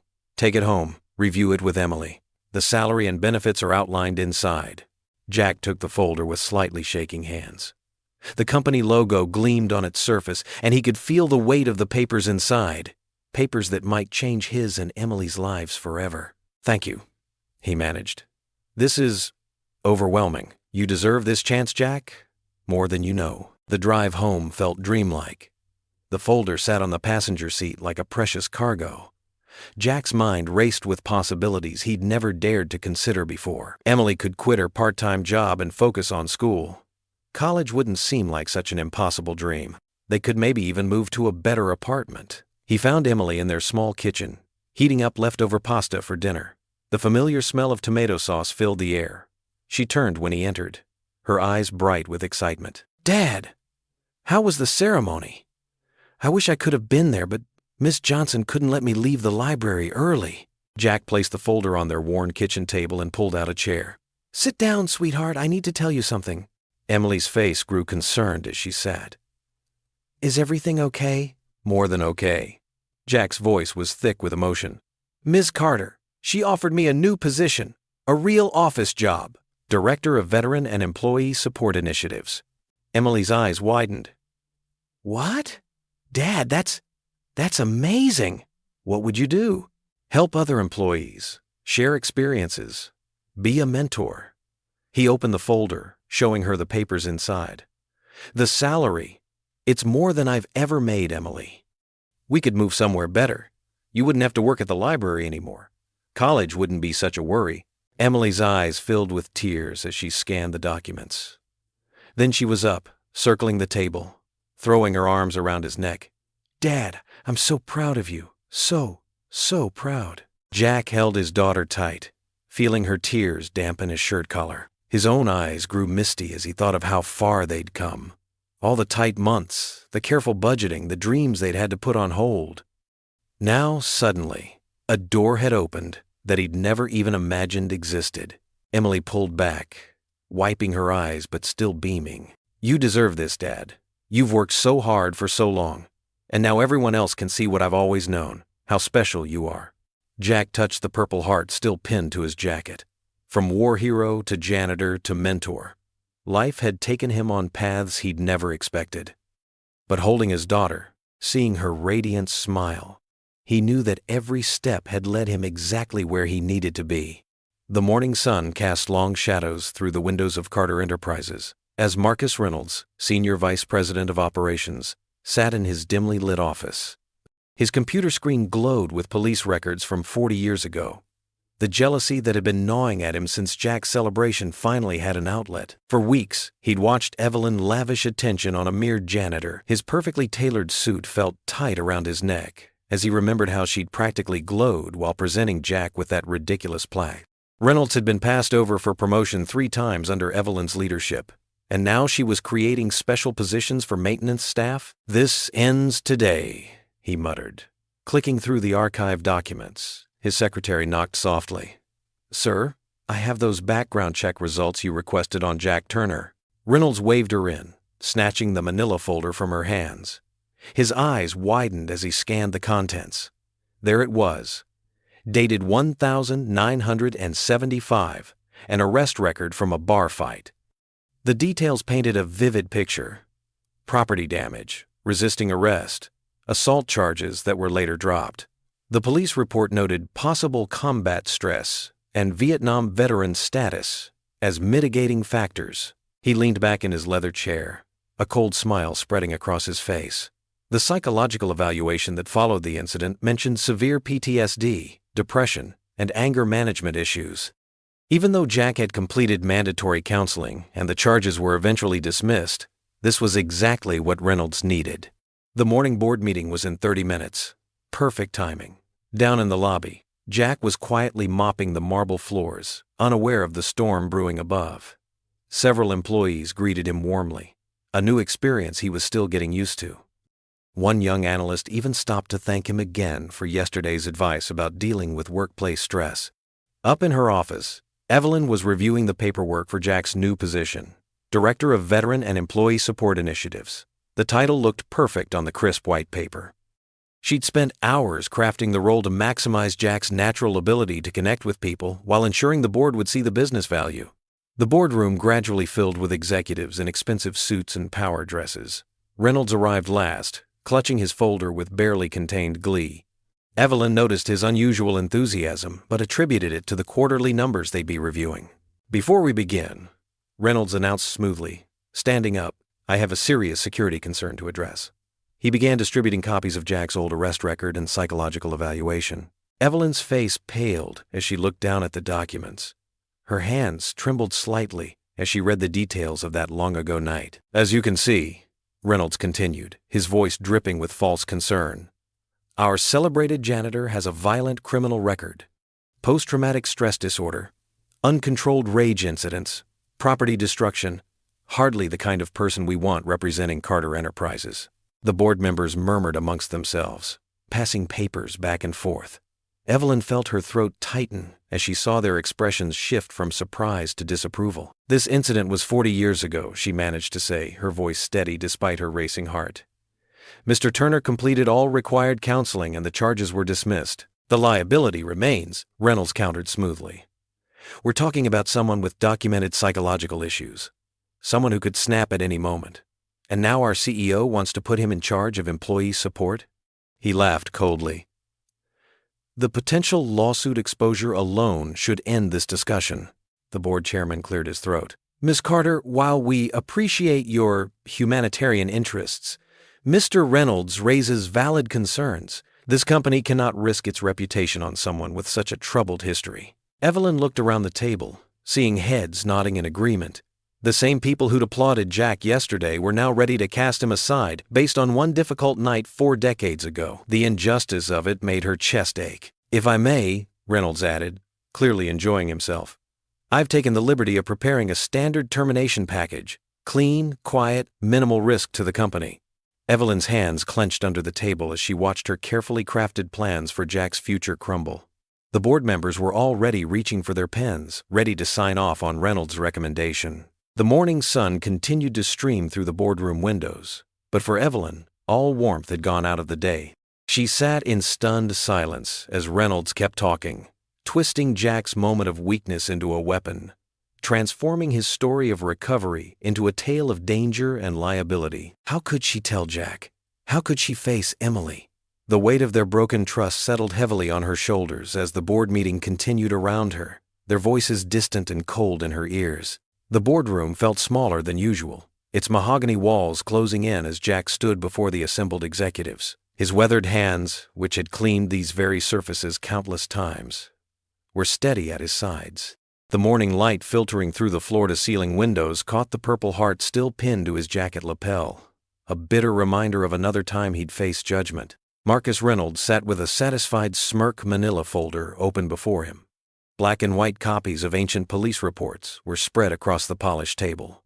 The other board members shifted uncomfortably in their leather chairs, avoiding Jack's eyes. "Mr. Turner," Reynolds said, his voice dripping with false concern, "would you care to explain these incidents from 1975? Evelyn Carter rose from her seat, color high in her cheeks. "This is completely inappropriate." "Ma'am," Jack interrupted softly, his voice carrying the weight of decades. "Please, it's all right." He looked at each board member in turn, his dignity intact, despite the humiliation burning in his chest. "What those papers don't tell you is that I came home from Vietnam, a broken man. Like many of my brothers, I struggled. One night, I had what they now call a flashback, broke some windows at a store, spent a night in jail." The silence in the room was deafening. Jack continued, his voice growing stronger. "I got help after that. Found purpose in raising my daughter. In honest work." He turned to Evelyn, his eyes full of gratitude. "Ma'am, you've shown me more kindness than I deserve, but I won't be the reason your judgment is questioned." "Jack, don't," Evelyn started, but he was already unpinning the Purple Heart. "I hereby resign my position, effective immediately." He placed the medal gently on the table. "This belongs here now. A reminder that sometimes the battles we fight aren't always visible." Evelyn moved around the table, her heels clicking rapidly on the hardwood floor. "I won't accept this resignation. The board needs to understand." "Please," Jack said quietly, holding up a hand. "My mind's made up. You can't fight every battle for me, Miss Carter. Some of us are meant to stay in the shadows." He turned and walked toward the door, his footsteps echoing in the stunned silence. Just before exiting, he paused, looking back at Evelyn. "Thank you for seeing me as more than just a janitor, even if it was just for a little while." The elevator ride down felt endless. Jack's uniform, which had recently felt like a badge of honor under Evelyn's respect, now seemed to weigh heavily on his shoulders. In the basement locker room, he changed into his street clothes mechanically, folding his uniform one last time. The walk home took twice as long as usual. Jack's feet dragged along the cracked sidewalk as the afternoon sun beat down. The small houses in his neighborhood, with their worn paint and chain-link fences, had never looked quite so tired. Emily's bike was already chained to the front porch railing when he arrived. He could hear music drifting from her bedroom window.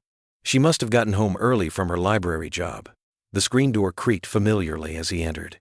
"Dad?" Emily called out. "You're home early." Her footsteps bounded down the stairs, but she stopped short when she saw his face. "What happened?" Jack sank into his worn armchair, the one that had supported him through countless difficult nights. Emily perched on the arm, her hand finding his shoulder. "I had to resign today, sweetheart." His voice cracked slightly. "Someone dug up some old trouble from after the war, before you were born." Emily's grip tightened on his shoulder. "But Miss Carter, she was going to give you that new position. All those people at the ceremony, they believed in you." Jack covered her hand with his own. "Sometimes our past catches up with us. I couldn't let Ms. Carter risk her reputation defending me. The board would never have accepted it." "That's not fair." Emily's voice rose, thick with emotion. "You're the most honorable person I know. One mistake from 40 years ago shouldn't matter." "Life isn't always fair, Emmy." He used her childhood nickname, and she slid from the chair arm into his lap like she used to when she was small, wrapping her arms around his neck. "I'm so sorry, baby girl," he whispered into her hair. "I really thought this was our chance. A way to make sure you could go to college, have the opportunities your mother always wanted for you." His voice broke. "I've let you both down." Emily pulled back, her eyes fierce despite the tears tracking down her cheeks. "Don't you dare say that. You haven't let anyone down." She gripped his shoulders. "You're Jack Turner. You survived Vietnam. You raised me alone after Mom died. You've never once complained about cleaning up after rich people who didn't even see you." "Emmy." "No, listen to me," she insisted. "You can't give up. We'll figure something out. We always do." She hugged him tightly again. "You're my hero, Dad. No piece of paper from the past will ever change that." Jack held his daughter close, his own tears finally falling. They sat together in the fading afternoon light, the old armchair creaking beneath them, while outside their small house, the world continued to turn. Moonlight filtered through the floor-to-ceiling windows of Evelyn's penthouse apartment, casting long shadows across the pristine hardwood floors. She lay in her king-sized bed, covers twisted around her restless form, staring at the ceiling as the digital clock on her nightstand blinked 2:17 a.m. Jack's final words in the boardroom echoed in her mind. "I appreciate everything you tried to do for me, Ms. Carter, but I won't be the reason your reputation suffers." His quiet dignity, even in resignation, had cut deeper than any harsh words could have. Evelyn rolled onto her side, punching her pillow in frustration. The bed felt too large, too empty, just as it had since David's accident 3 years ago. Her late husband would have known exactly what to do in this situation. David had always led with his heart, choosing right over easy every single time. "I miss you so much," she whispered into the darkness. "I could use your wisdom right now." She pushed herself up, swinging her legs over the side of the bed. The hardwood was cool beneath her bare feet as she padded to the living room. Family photos lined the walls. Her wedding day, vacation snapshots, moments frozen in time. She paused before a particular frame. David in front of their first house, paint, splattered and grinning, giving a thumbs up to the camera. "What would you do?" she asked the photograph. "You always knew how to stand up for what's right." Settling onto her cream-colored couch, Evelyn clasped her hands together. Prayer hadn't come easily since David's death, but tonight the words flowed naturally. "Lord, give me guidance," she whispered.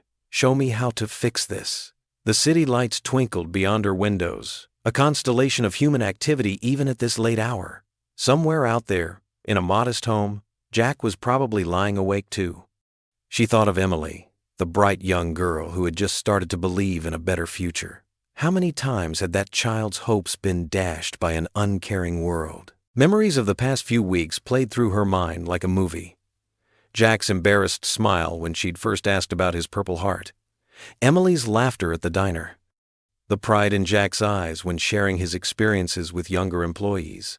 The board had seen only liability where she had witnessed transformation. Reynolds's smug face appeared in her mind, his manufactured concern as he'd spread those old police reports across the table. One night of confusion decades ago, when the war's shadows had grown too dark, that's all it had taken to undo weeks of progress. The same board members who'd nodded approvingly during the Veterans Appreciation Day had turned to ice the moment controversy threatened their precious bottom line. Evelyn stood, pacing the length of her living room. Her silk pajamas whispered against her skin as she moved, her thoughts racing faster than her feet. David's voice seemed to whisper in her memory. "The measure of leadership isn't how you handle easy decisions, Evie. It's what you do when doing right costs you something." She paused at her home office door, pushing it open. Moonlight spilled across her desk, where a framed article hung on the wall, her first cover story in Business Weekly. "Youngest female CEO in industry takes bold new direction." The headline felt hollow now.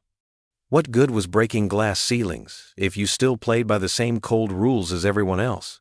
Back in the living room, Evelyn curled up in her favorite armchair, the one David used to read in.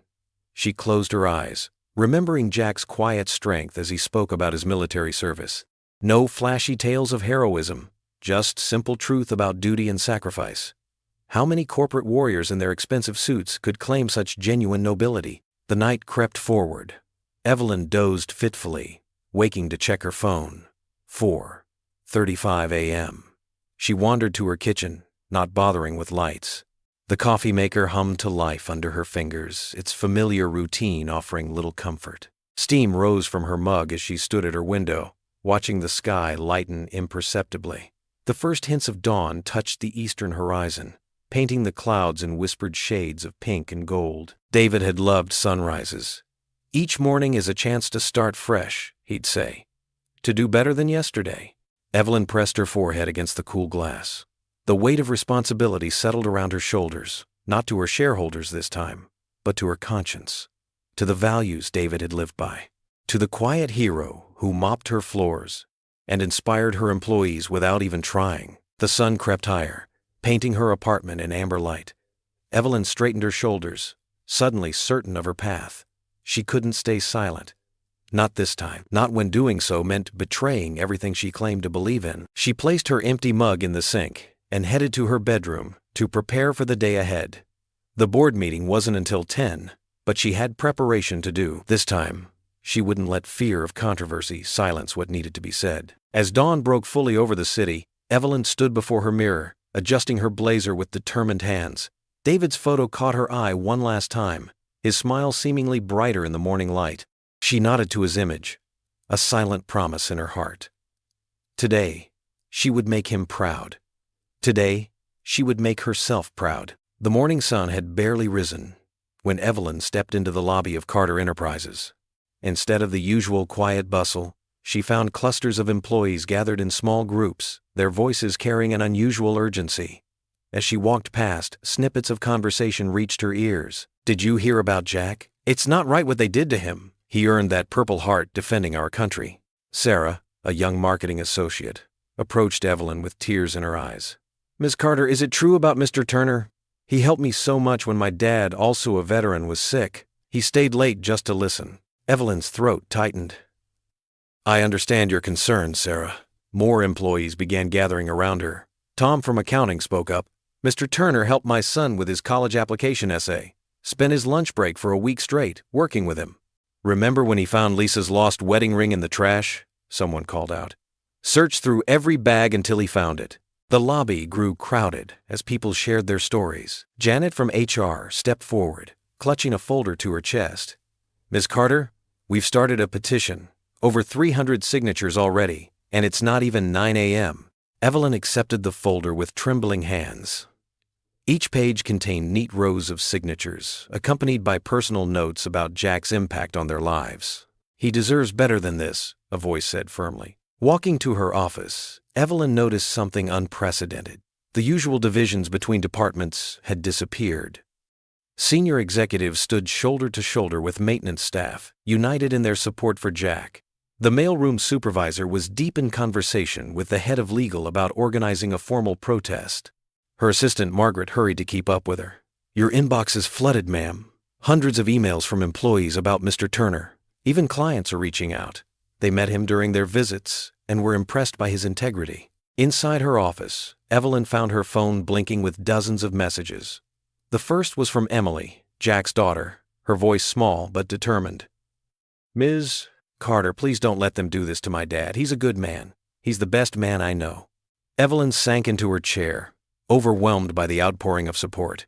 On her desk lay the morning's financial reports, but beside them sat Jack's service award from the Veterans Appreciation Day. The contrast couldn't have been starker, cold numbers versus human dignity. Through her office windows, she watched as more employees gathered in the courtyard. Someone had hung a banner. "Bring back Jack. Honor our veterans." The sight of suited executives standing alongside cafeteria workers, all united in purpose, made her pause. Her intercom buzzed. "Miss Carter, the board wants to move tomorrow's meeting to this afternoon. They're concerned about the situation." Evelyn smiled for the first time that morning. "Perfect timing, thank you, Margaret." She spent the next hours reviewing the petition, reading emails, and listening to voice messages. Each story painted a picture of a man whose impact went far beyond his job title. The janitor who remembered everyone's names, the veteran who counseled younger employees through difficult times, the father who inspired others with his quiet strength. Around noon, the head of PR burst into her office. "Ms. Carter, we have a situation. News outlets have picked up the story. They're calling it Corporate America versus Veterans' Rights. Social media is exploding." Evelyn walked to her window again. The crowd in the courtyard had grown. Someone was sharing Jack's story, his Purple Heart, his sacrifice, his decades of humble service. She saw tissues being passed around, heard applause echoing up to her office. "Ma'am," her assistant called softly from the doorway. "The board meeting starts in 30 minutes. Evelyn nodded, gathering her materials. As she prepared to leave her office, she glanced at a photo on her desk, her late husband in his business suit, smiling broadly at their last charity gala. "What would you do, Robert?" she whispered. The answer came clearly. "Stand up for what's right." Walking to the boardroom, Evelyn passed more groups of employees. They fell silent as she passed, their eyes full of hope and expectation. She noticed some wearing makeshift purple ribbons, a silent show of solidarity with Jack. Outside the boardroom, she paused. Through the glass walls, she could see the board members already seated, their faces stern and worried. They had charts and graphs ready, probably showing the potential financial impact of this controversy. But Evelyn had different numbers to share. The petition signatures, the client support messages, the social media statistics, and most importantly, the countless stories of lives touched by one humble janitor who carried a Purple Heart in his wallet. The protest chants from the courtyard drifted up, faint but clear. "Justice for Jack! Justice for Jack!" Evelyn straightened her shoulders, touched the handle of her leather portfolio where she'd stored the petition, and reached for the boardroom door. The moment to take a stand had arrived. The mahogany-paneled boardroom felt colder than usual as Evelyn Carter stood at the head of the long table. 10 pairs of eyes stared back at her.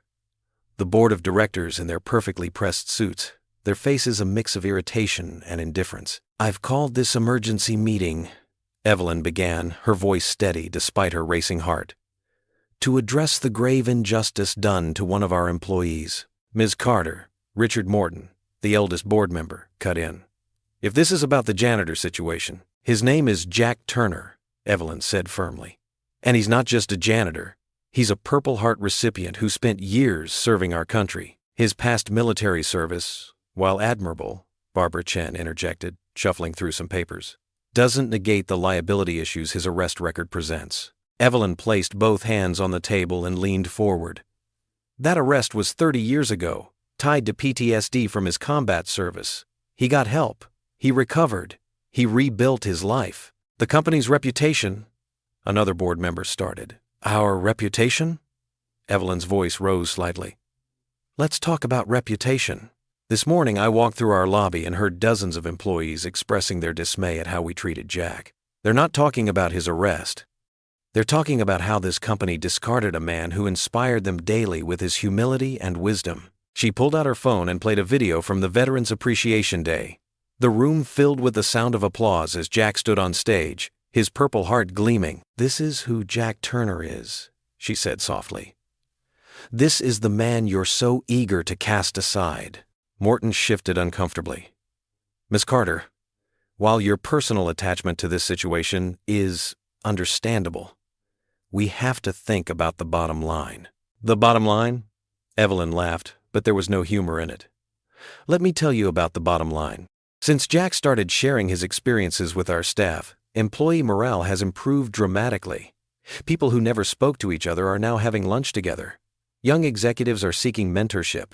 Our company culture is transforming, and it's because of one janitor who showed more leadership qualities than many in this room." She saw several board members flinch at that, but she pressed on. "I'm proposing we not only reinstate Jack Turner but create a new position for him, Director of Veteran and Employee Support Initiatives. This role would formalize the positive impact he's already having on our workplace." "That's completely unprecedented," Barbara protested. "Creating a director-level position for a janitor? So is having a female CEO under 40. Evelyn countered. "Sometimes unprecedented moves are exactly what a company needs to evolve." Morton's face reddened. "This is emotional thinking, not business sense." "Is it?" Evelyn pulled out a folder and distributed copies of a report. "These are engagement surveys from departments where Jack has been informally mentoring staff. Notice the uptick in productivity, the decrease in sick days, the improved collaboration scores." The board members grudgingly examined the numbers. "But his arrest record," someone mumbled. "If you're so concerned about that," Evelyn said, her voice growing steel-edged, "then I suggest you look into the backgrounds of everyone in this room. I wonder how many of us have perfect pasts. The difference is, Jack turned his darkness into light. He transformed his trauma into wisdom that he now shares with others." She straightened to her full height, looking each board member in the eye. "I believe in Jack Turner's value to this company so completely that I'm willing to stake my position on it. Either we reinstate him with the new role I've proposed, or I submit my resignation. Effective immediately." A shocked silence fell over the room. Evelyn's heart pounded, but she kept her expression neutral. She watched as the board members exchanged glances, whispered among themselves. You can't be serious, Morton finally said. I've never been more serious in my life, Evelyn replied. And I think you know what will happen if I leave. Those employees out there, the ones rallying around Jack, they'll follow. Our best talent will start looking elsewhere. The press will have a field day with how we treated a decorated veteran. Our stock will take a hit. She paused. Is that the kind of bottom line you're interested in? Barbara Chen leaned forward. What exactly would this new position entail? Evelyn pulled out another document. I've outlined the role here. Jack would develop mentorship programs, coordinate veteran outreach, and work with HR on employee support initiatives. His military background and natural leadership abilities make him uniquely qualified. The salary requirements, Morton began, are less than what we pay our junior executives, Evelyn finished. And the potential return on investment, as I've shown in the reports, far exceeds the cost. The board members huddled together, speaking in low voices. Evelyn remained standing, her posture straight, her resolve unwavering. Minutes ticked by. Finally, Morton cleared his throat. We'll need some assurances, a probationary period perhaps, and a clear understanding that any future incidents. Jack Turner has more integrity in his little finger than most people have in their entire being, Evelyn said quietly. But yes, standard probationary terms are acceptable. More whispered consultation. Then Barbara Chen spoke. We'll agree to a 6-month trial period for this new position. If the metrics support your projections, we'll make it permanent. And his immediate reinstatement? Evelyn pressed. Morton nodded grudgingly. Effective immediately. Evelyn's shoulders relaxed slightly, but she maintained her professional demeanor. Thank you for making the right decision. I'll have HR draw up the paperwork today. The board members gathered their things, filing out of the room with varying degrees of acceptance on their faces. Just before Morton left, he turned back. You took quite a risk today, Miss Carter. Evelyn met his gaze steadily. No, Mr. Morton. The only risk would have been staying silent in the face of injustice. That's not the kind of leader I am, and that's not the kind of company we should be. She waited until the last board member had left before allowing herself a small smile. Her hands were shaking slightly as she gathered her documents, but her heart was at peace. She had fought for what was right, and for once, the system had bent toward justice instead of breaking someone's spirit. The late afternoon sun cast long shadows across the cracked sidewalk leading to Jack Turner's modest home.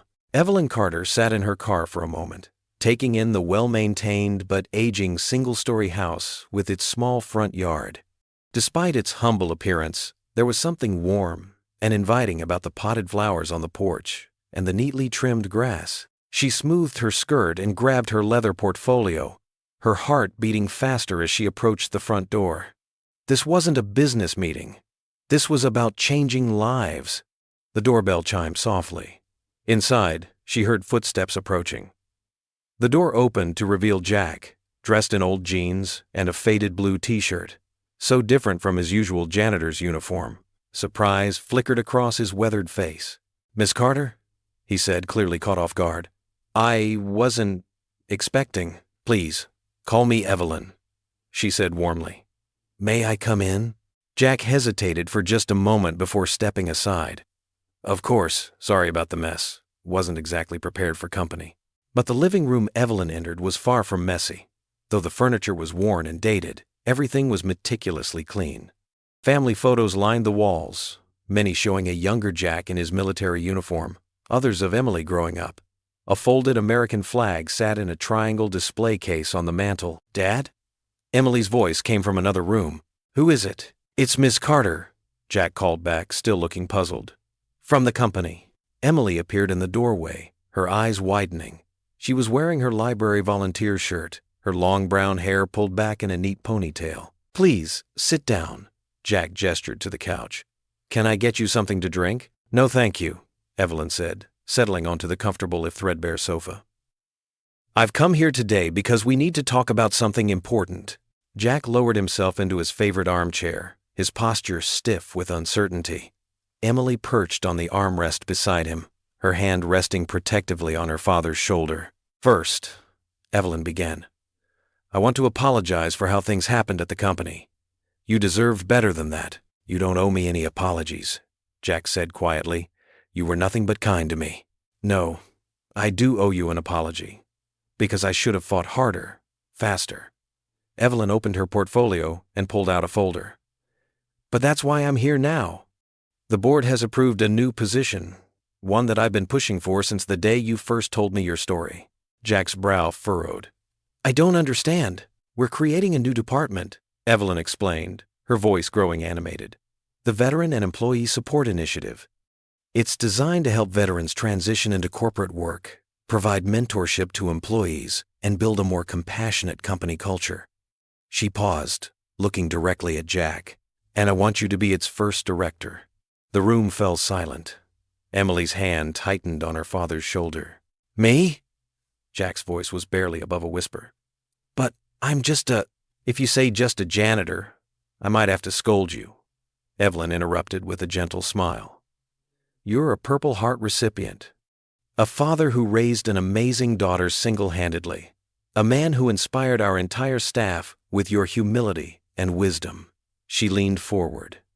Jack, in the few months you've been sharing your story, I've seen more positive change in our company culture than in all my years as CEO. She handed him the folder. Inside were details of the position, the salary, more than triple his janitor's wages, the benefits, the responsibilities. Jack's hands trembled slightly as he read. This is too much, he said hoarsely.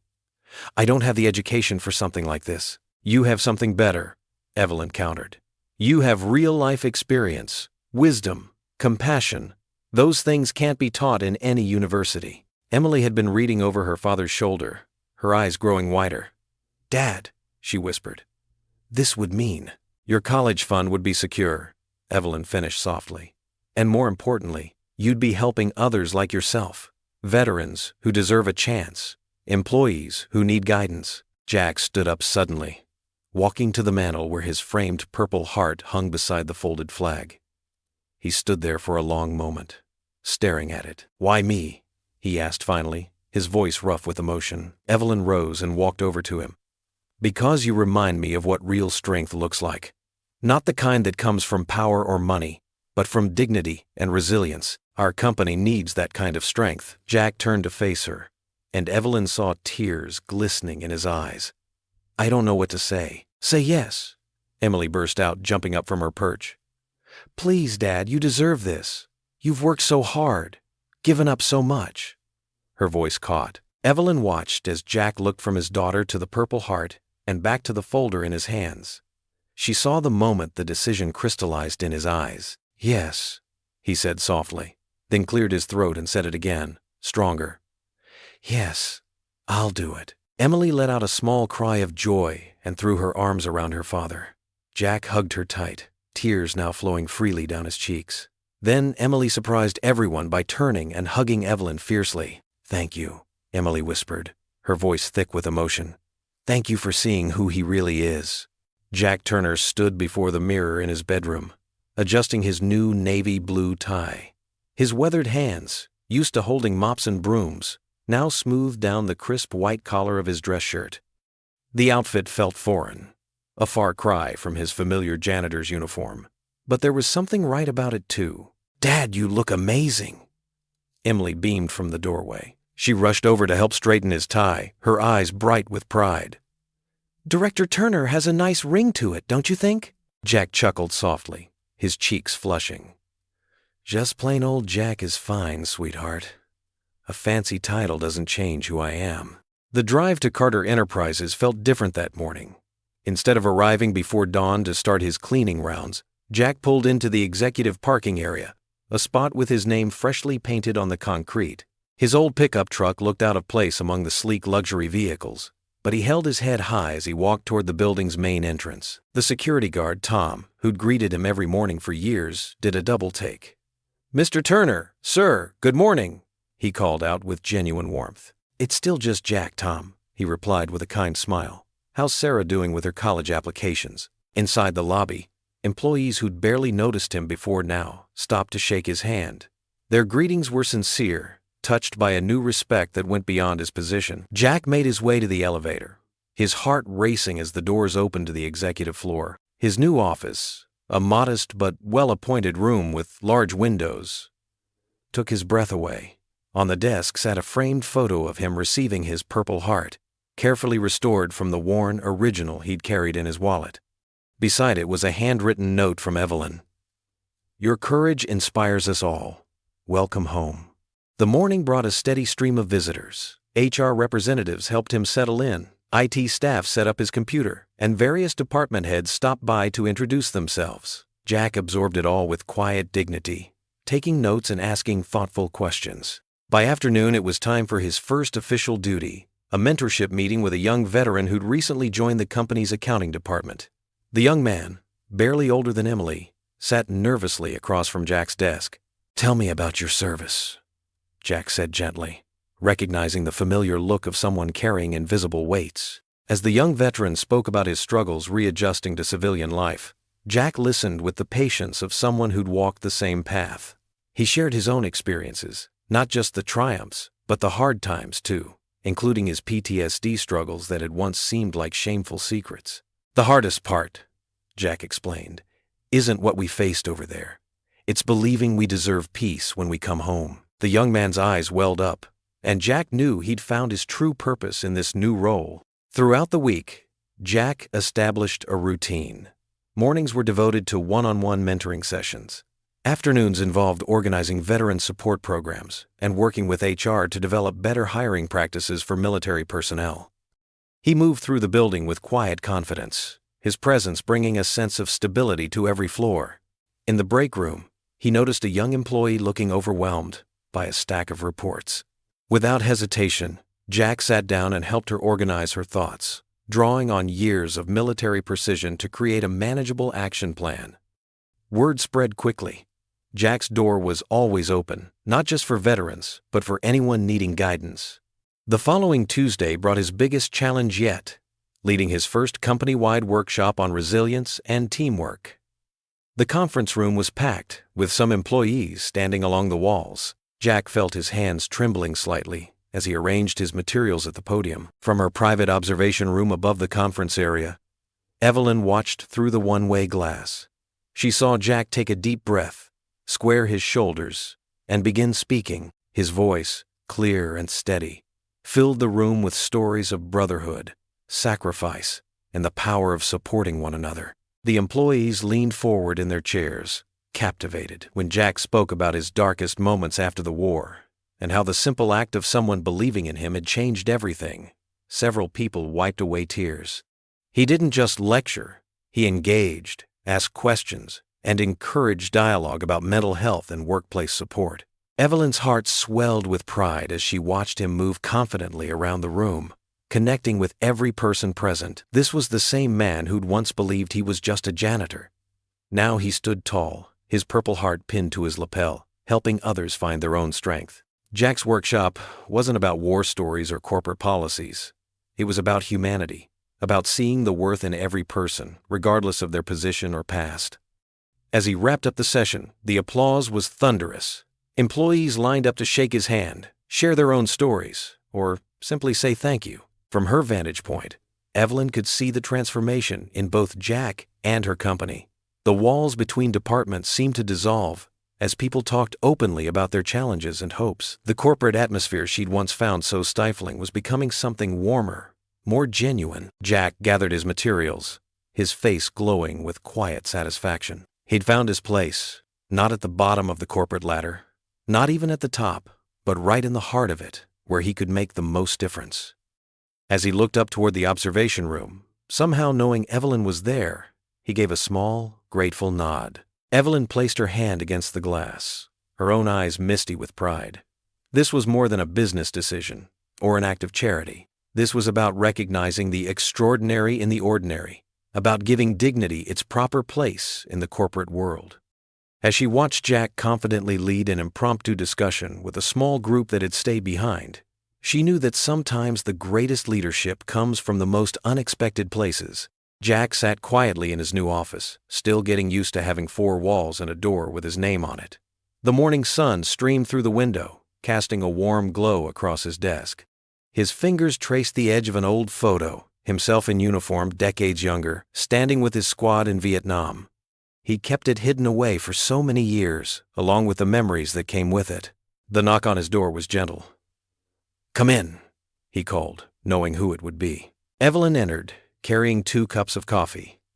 She'd made it their morning ritual now, though these days they met in his office instead of the company cafe. "How are you settling in?" she asked, setting his cup down. "Still feels strange," Jack admitted, accepting the coffee with a grateful nod. "Like I'm living someone else's life sometimes." Evelyn noticed the photograph on his desk. "May I?" she asked, gesturing to it. Jack nodded, and she picked it up carefully. "That was my unit," he explained softly. 3 months before."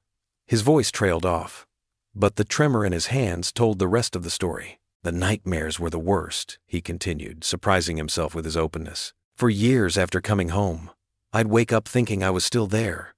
Emily's mother, Sarah, she'd hold me until I remembered where I was." He paused, taking a slow breath. "The arrest happened during one of those episodes. I was at the grocery store, heard a car backfire, and suddenly I wasn't in Minnesota anymore. I was back in the jungle." Evelyn listened intently, her face soft with understanding. "And now? How do you feel about it all now?" Jack considered the question carefully. "You know, for the longest time, I thought that part of my life was something to hide. But lately," he glanced at the Purple Heart displayed on his bookshelf. "Lately, I'm starting to see it differently. Those struggles, they're part of who I am. They taught me about resilience, about getting back up no matter how many times life knocks you down." "That's exactly why we need you here, Jack," Evelyn said earnestly. "Your experience, even the difficult parts, especially the difficult parts, could help so many people." Jack raised an eyebrow. "What do you mean?" "We're having a company-wide forum next week about mental health and workplace support," Evelyn explained. "Would you consider sharing your story? Not just the military service, but the aftermath too? The real story?" Jack's first instinct was to refuse. He'd spent decades building walls around those memories, but something had changed. The shame that once clouded those recollections had begun to lift, replaced by a gentle acceptance. "You know," he said slowly, "when I was at my lowest, what I needed most was to know I wasn't alone, that someone else understood." He looked at Evelyn with newfound resolve. "If sharing my story could help even one person feel less alone, maybe it's worth it." Over the next few days, Jack prepared for the forum. He spent evenings at his kitchen table, Emily helping him organize his thoughts. She'd listen intently as he practiced, offering encouragement and honest feedback. "Dad," she said one night, "you're not just telling your story, you're showing people it's okay to be human, to struggle sometimes."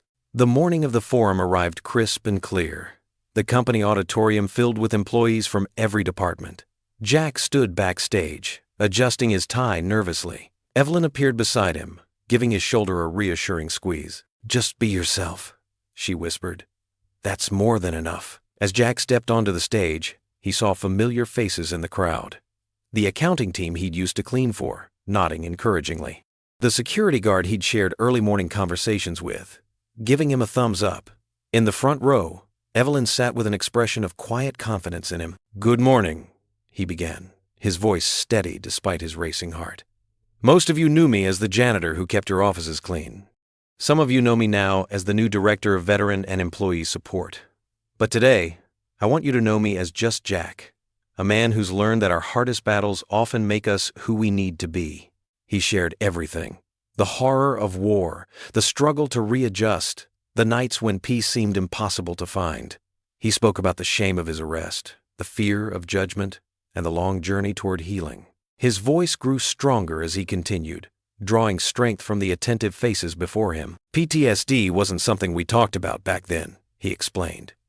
"We were supposed to just tough it out, be strong. But real strength, I've learned, isn't about hiding our wounds. It's about having the courage to show them, to let them heal, and to help others heal too." As he finished speaking, the auditorium fell silent for a moment. Then, slowly, people began to rise. But this wasn't just applause. This was understanding, recognition, connection. Several employees were wiping tears from their eyes. Others nodded knowingly, as if pieces of their own stories had been reflected in his. A young IT specialist raised his hand during the Q&A session. "Sir," he said, voice trembling slightly, "I've been struggling with anxiety, but I've been afraid to tell anyone at work. hearing your story. Thank you. Just thank you." One by one, others began sharing their own struggles. With depression, grief, trauma, the auditorium had transformed into a space of authentic human connection. Jack stood there, overwhelmed by the impact of simple honesty. Evelyn watched from her seat, her heart full. This was more than just a company forum. It was the beginning of real change. In Jack's dignified vulnerability, she saw the future of Carter Enterprises taking shape, a workplace where strength meant being human first. As people filed out after the session, many stopped to shake Jack's hand or share a quiet word of gratitude. The shame that had haunted him for so long had transformed into something powerful, a bridge connecting him to others who needed to know they weren't alone.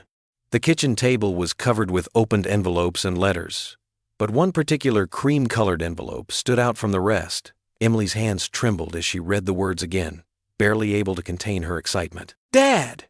she called out, her voice echoing through their small house. "Dad! Come quick!" Jack hurried in from the living room, still wearing his work clothes, a neat business casual outfit that had replaced his old janitor's uniform. "What is it, sweetheart? Everything okay?" Emily jumped up from her chair and threw her arms around him. "I got it! The scholarship! They're giving me a full ride!" She pressed the letter into his hands, watching as his eyes scanned the page. Social work program. Full academic scholarship. Jack's voice grew thick with emotion as he read. "Emily, this is everything we've hoped for." Their modest kitchen, with its worn linoleum floor and dated cabinets, suddenly felt like the grandest place on earth. Jack pulled out a chair and sat down heavily, still holding the letter as if it might disappear. "It's because of you, Dad," Emily said softly, sitting beside him. "Watching you help people at work, seeing how you turned everything around, it made me realize what I want to do with my life." A knock at the door interrupted their moment.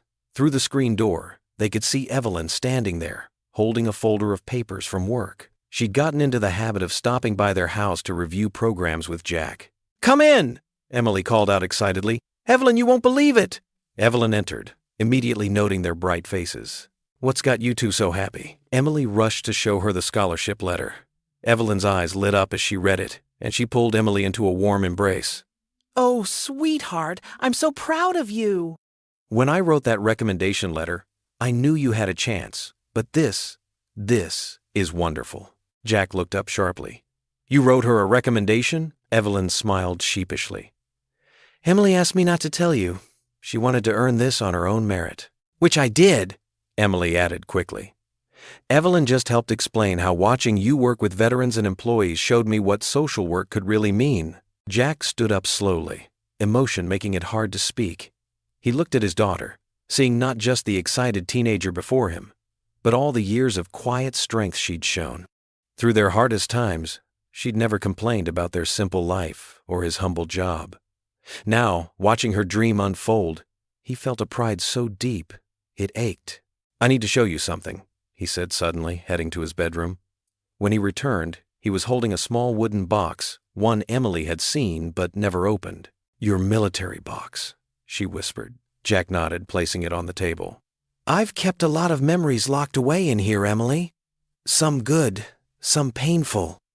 But there's one thing that's always reminded me that even the hardest battles are worth fighting." He opened the box and carefully lifted out his Purple Heart medal. Evelyn watched silently, understanding the weight of this moment. She'd seen how Jack had gradually opened up about his experiences, using them to help others at work. But this was different. This was passing on a legacy. "The day I got this," Jack said, holding the medal in his palm, "I thought it was the end of something. Turns out it was just the beginning. It taught me about courage, about getting back up when life knocks you down." He looked at Emily intently.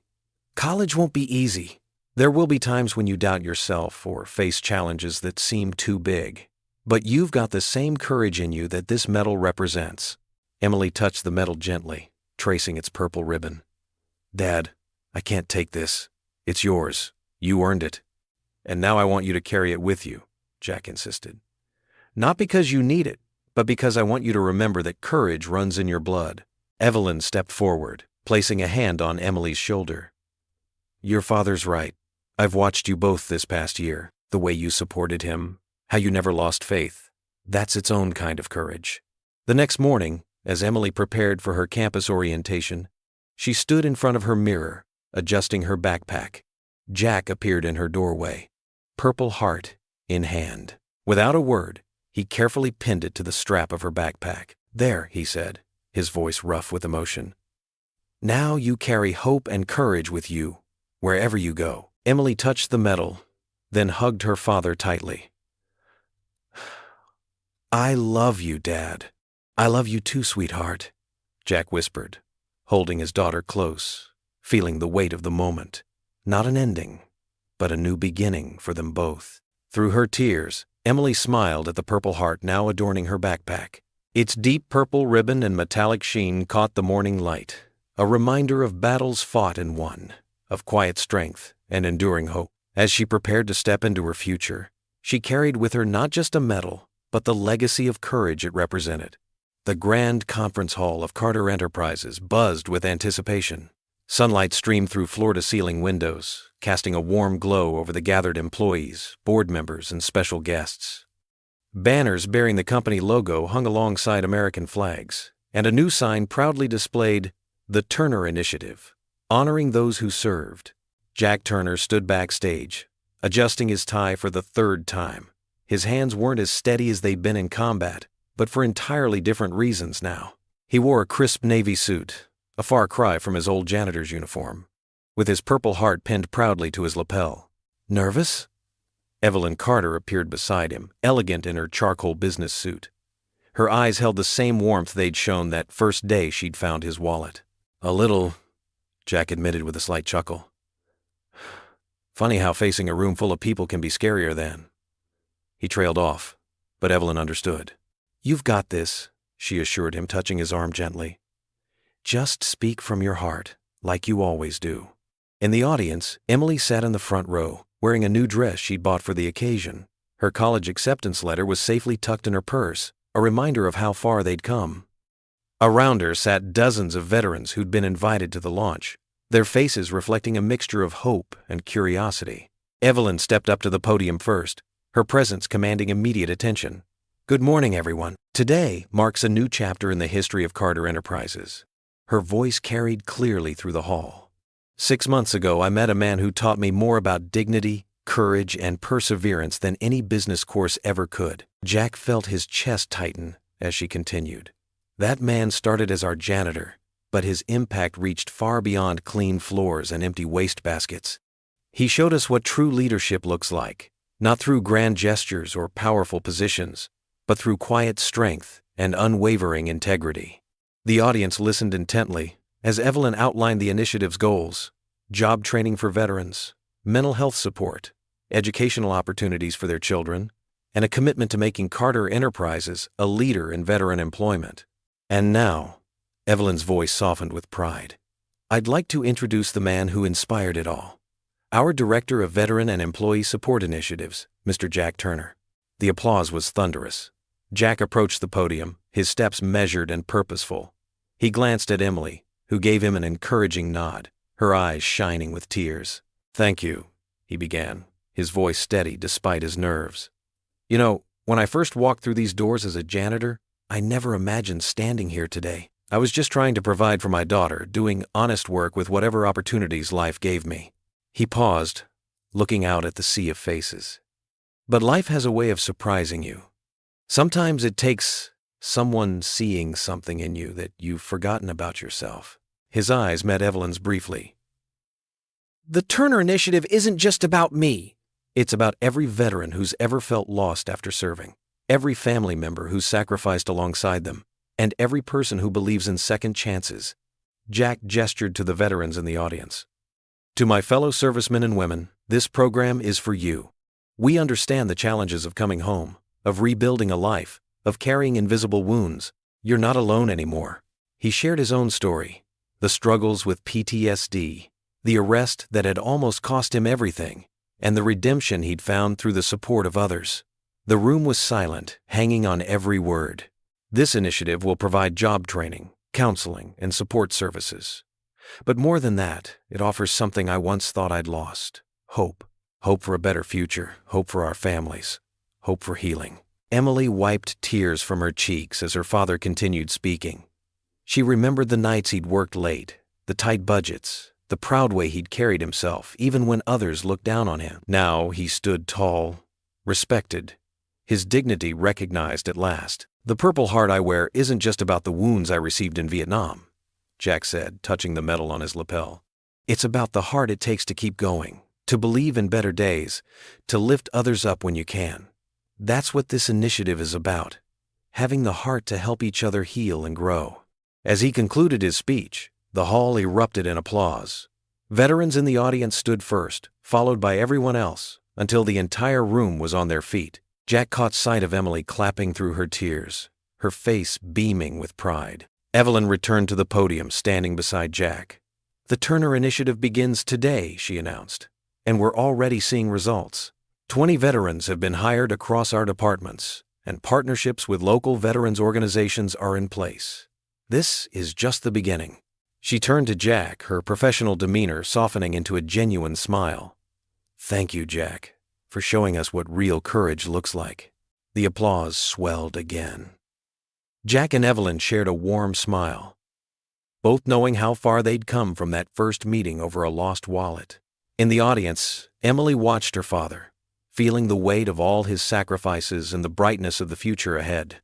The Purple Heart on Jack's lapel caught the sunlight, gleaming like a promise kept, a life transformed, and a legacy secured. Around them, the hall filled with the sound of hope, in the applause, in the murmured conversations of veterans discussing new possibilities, in the proud sniffles of family members.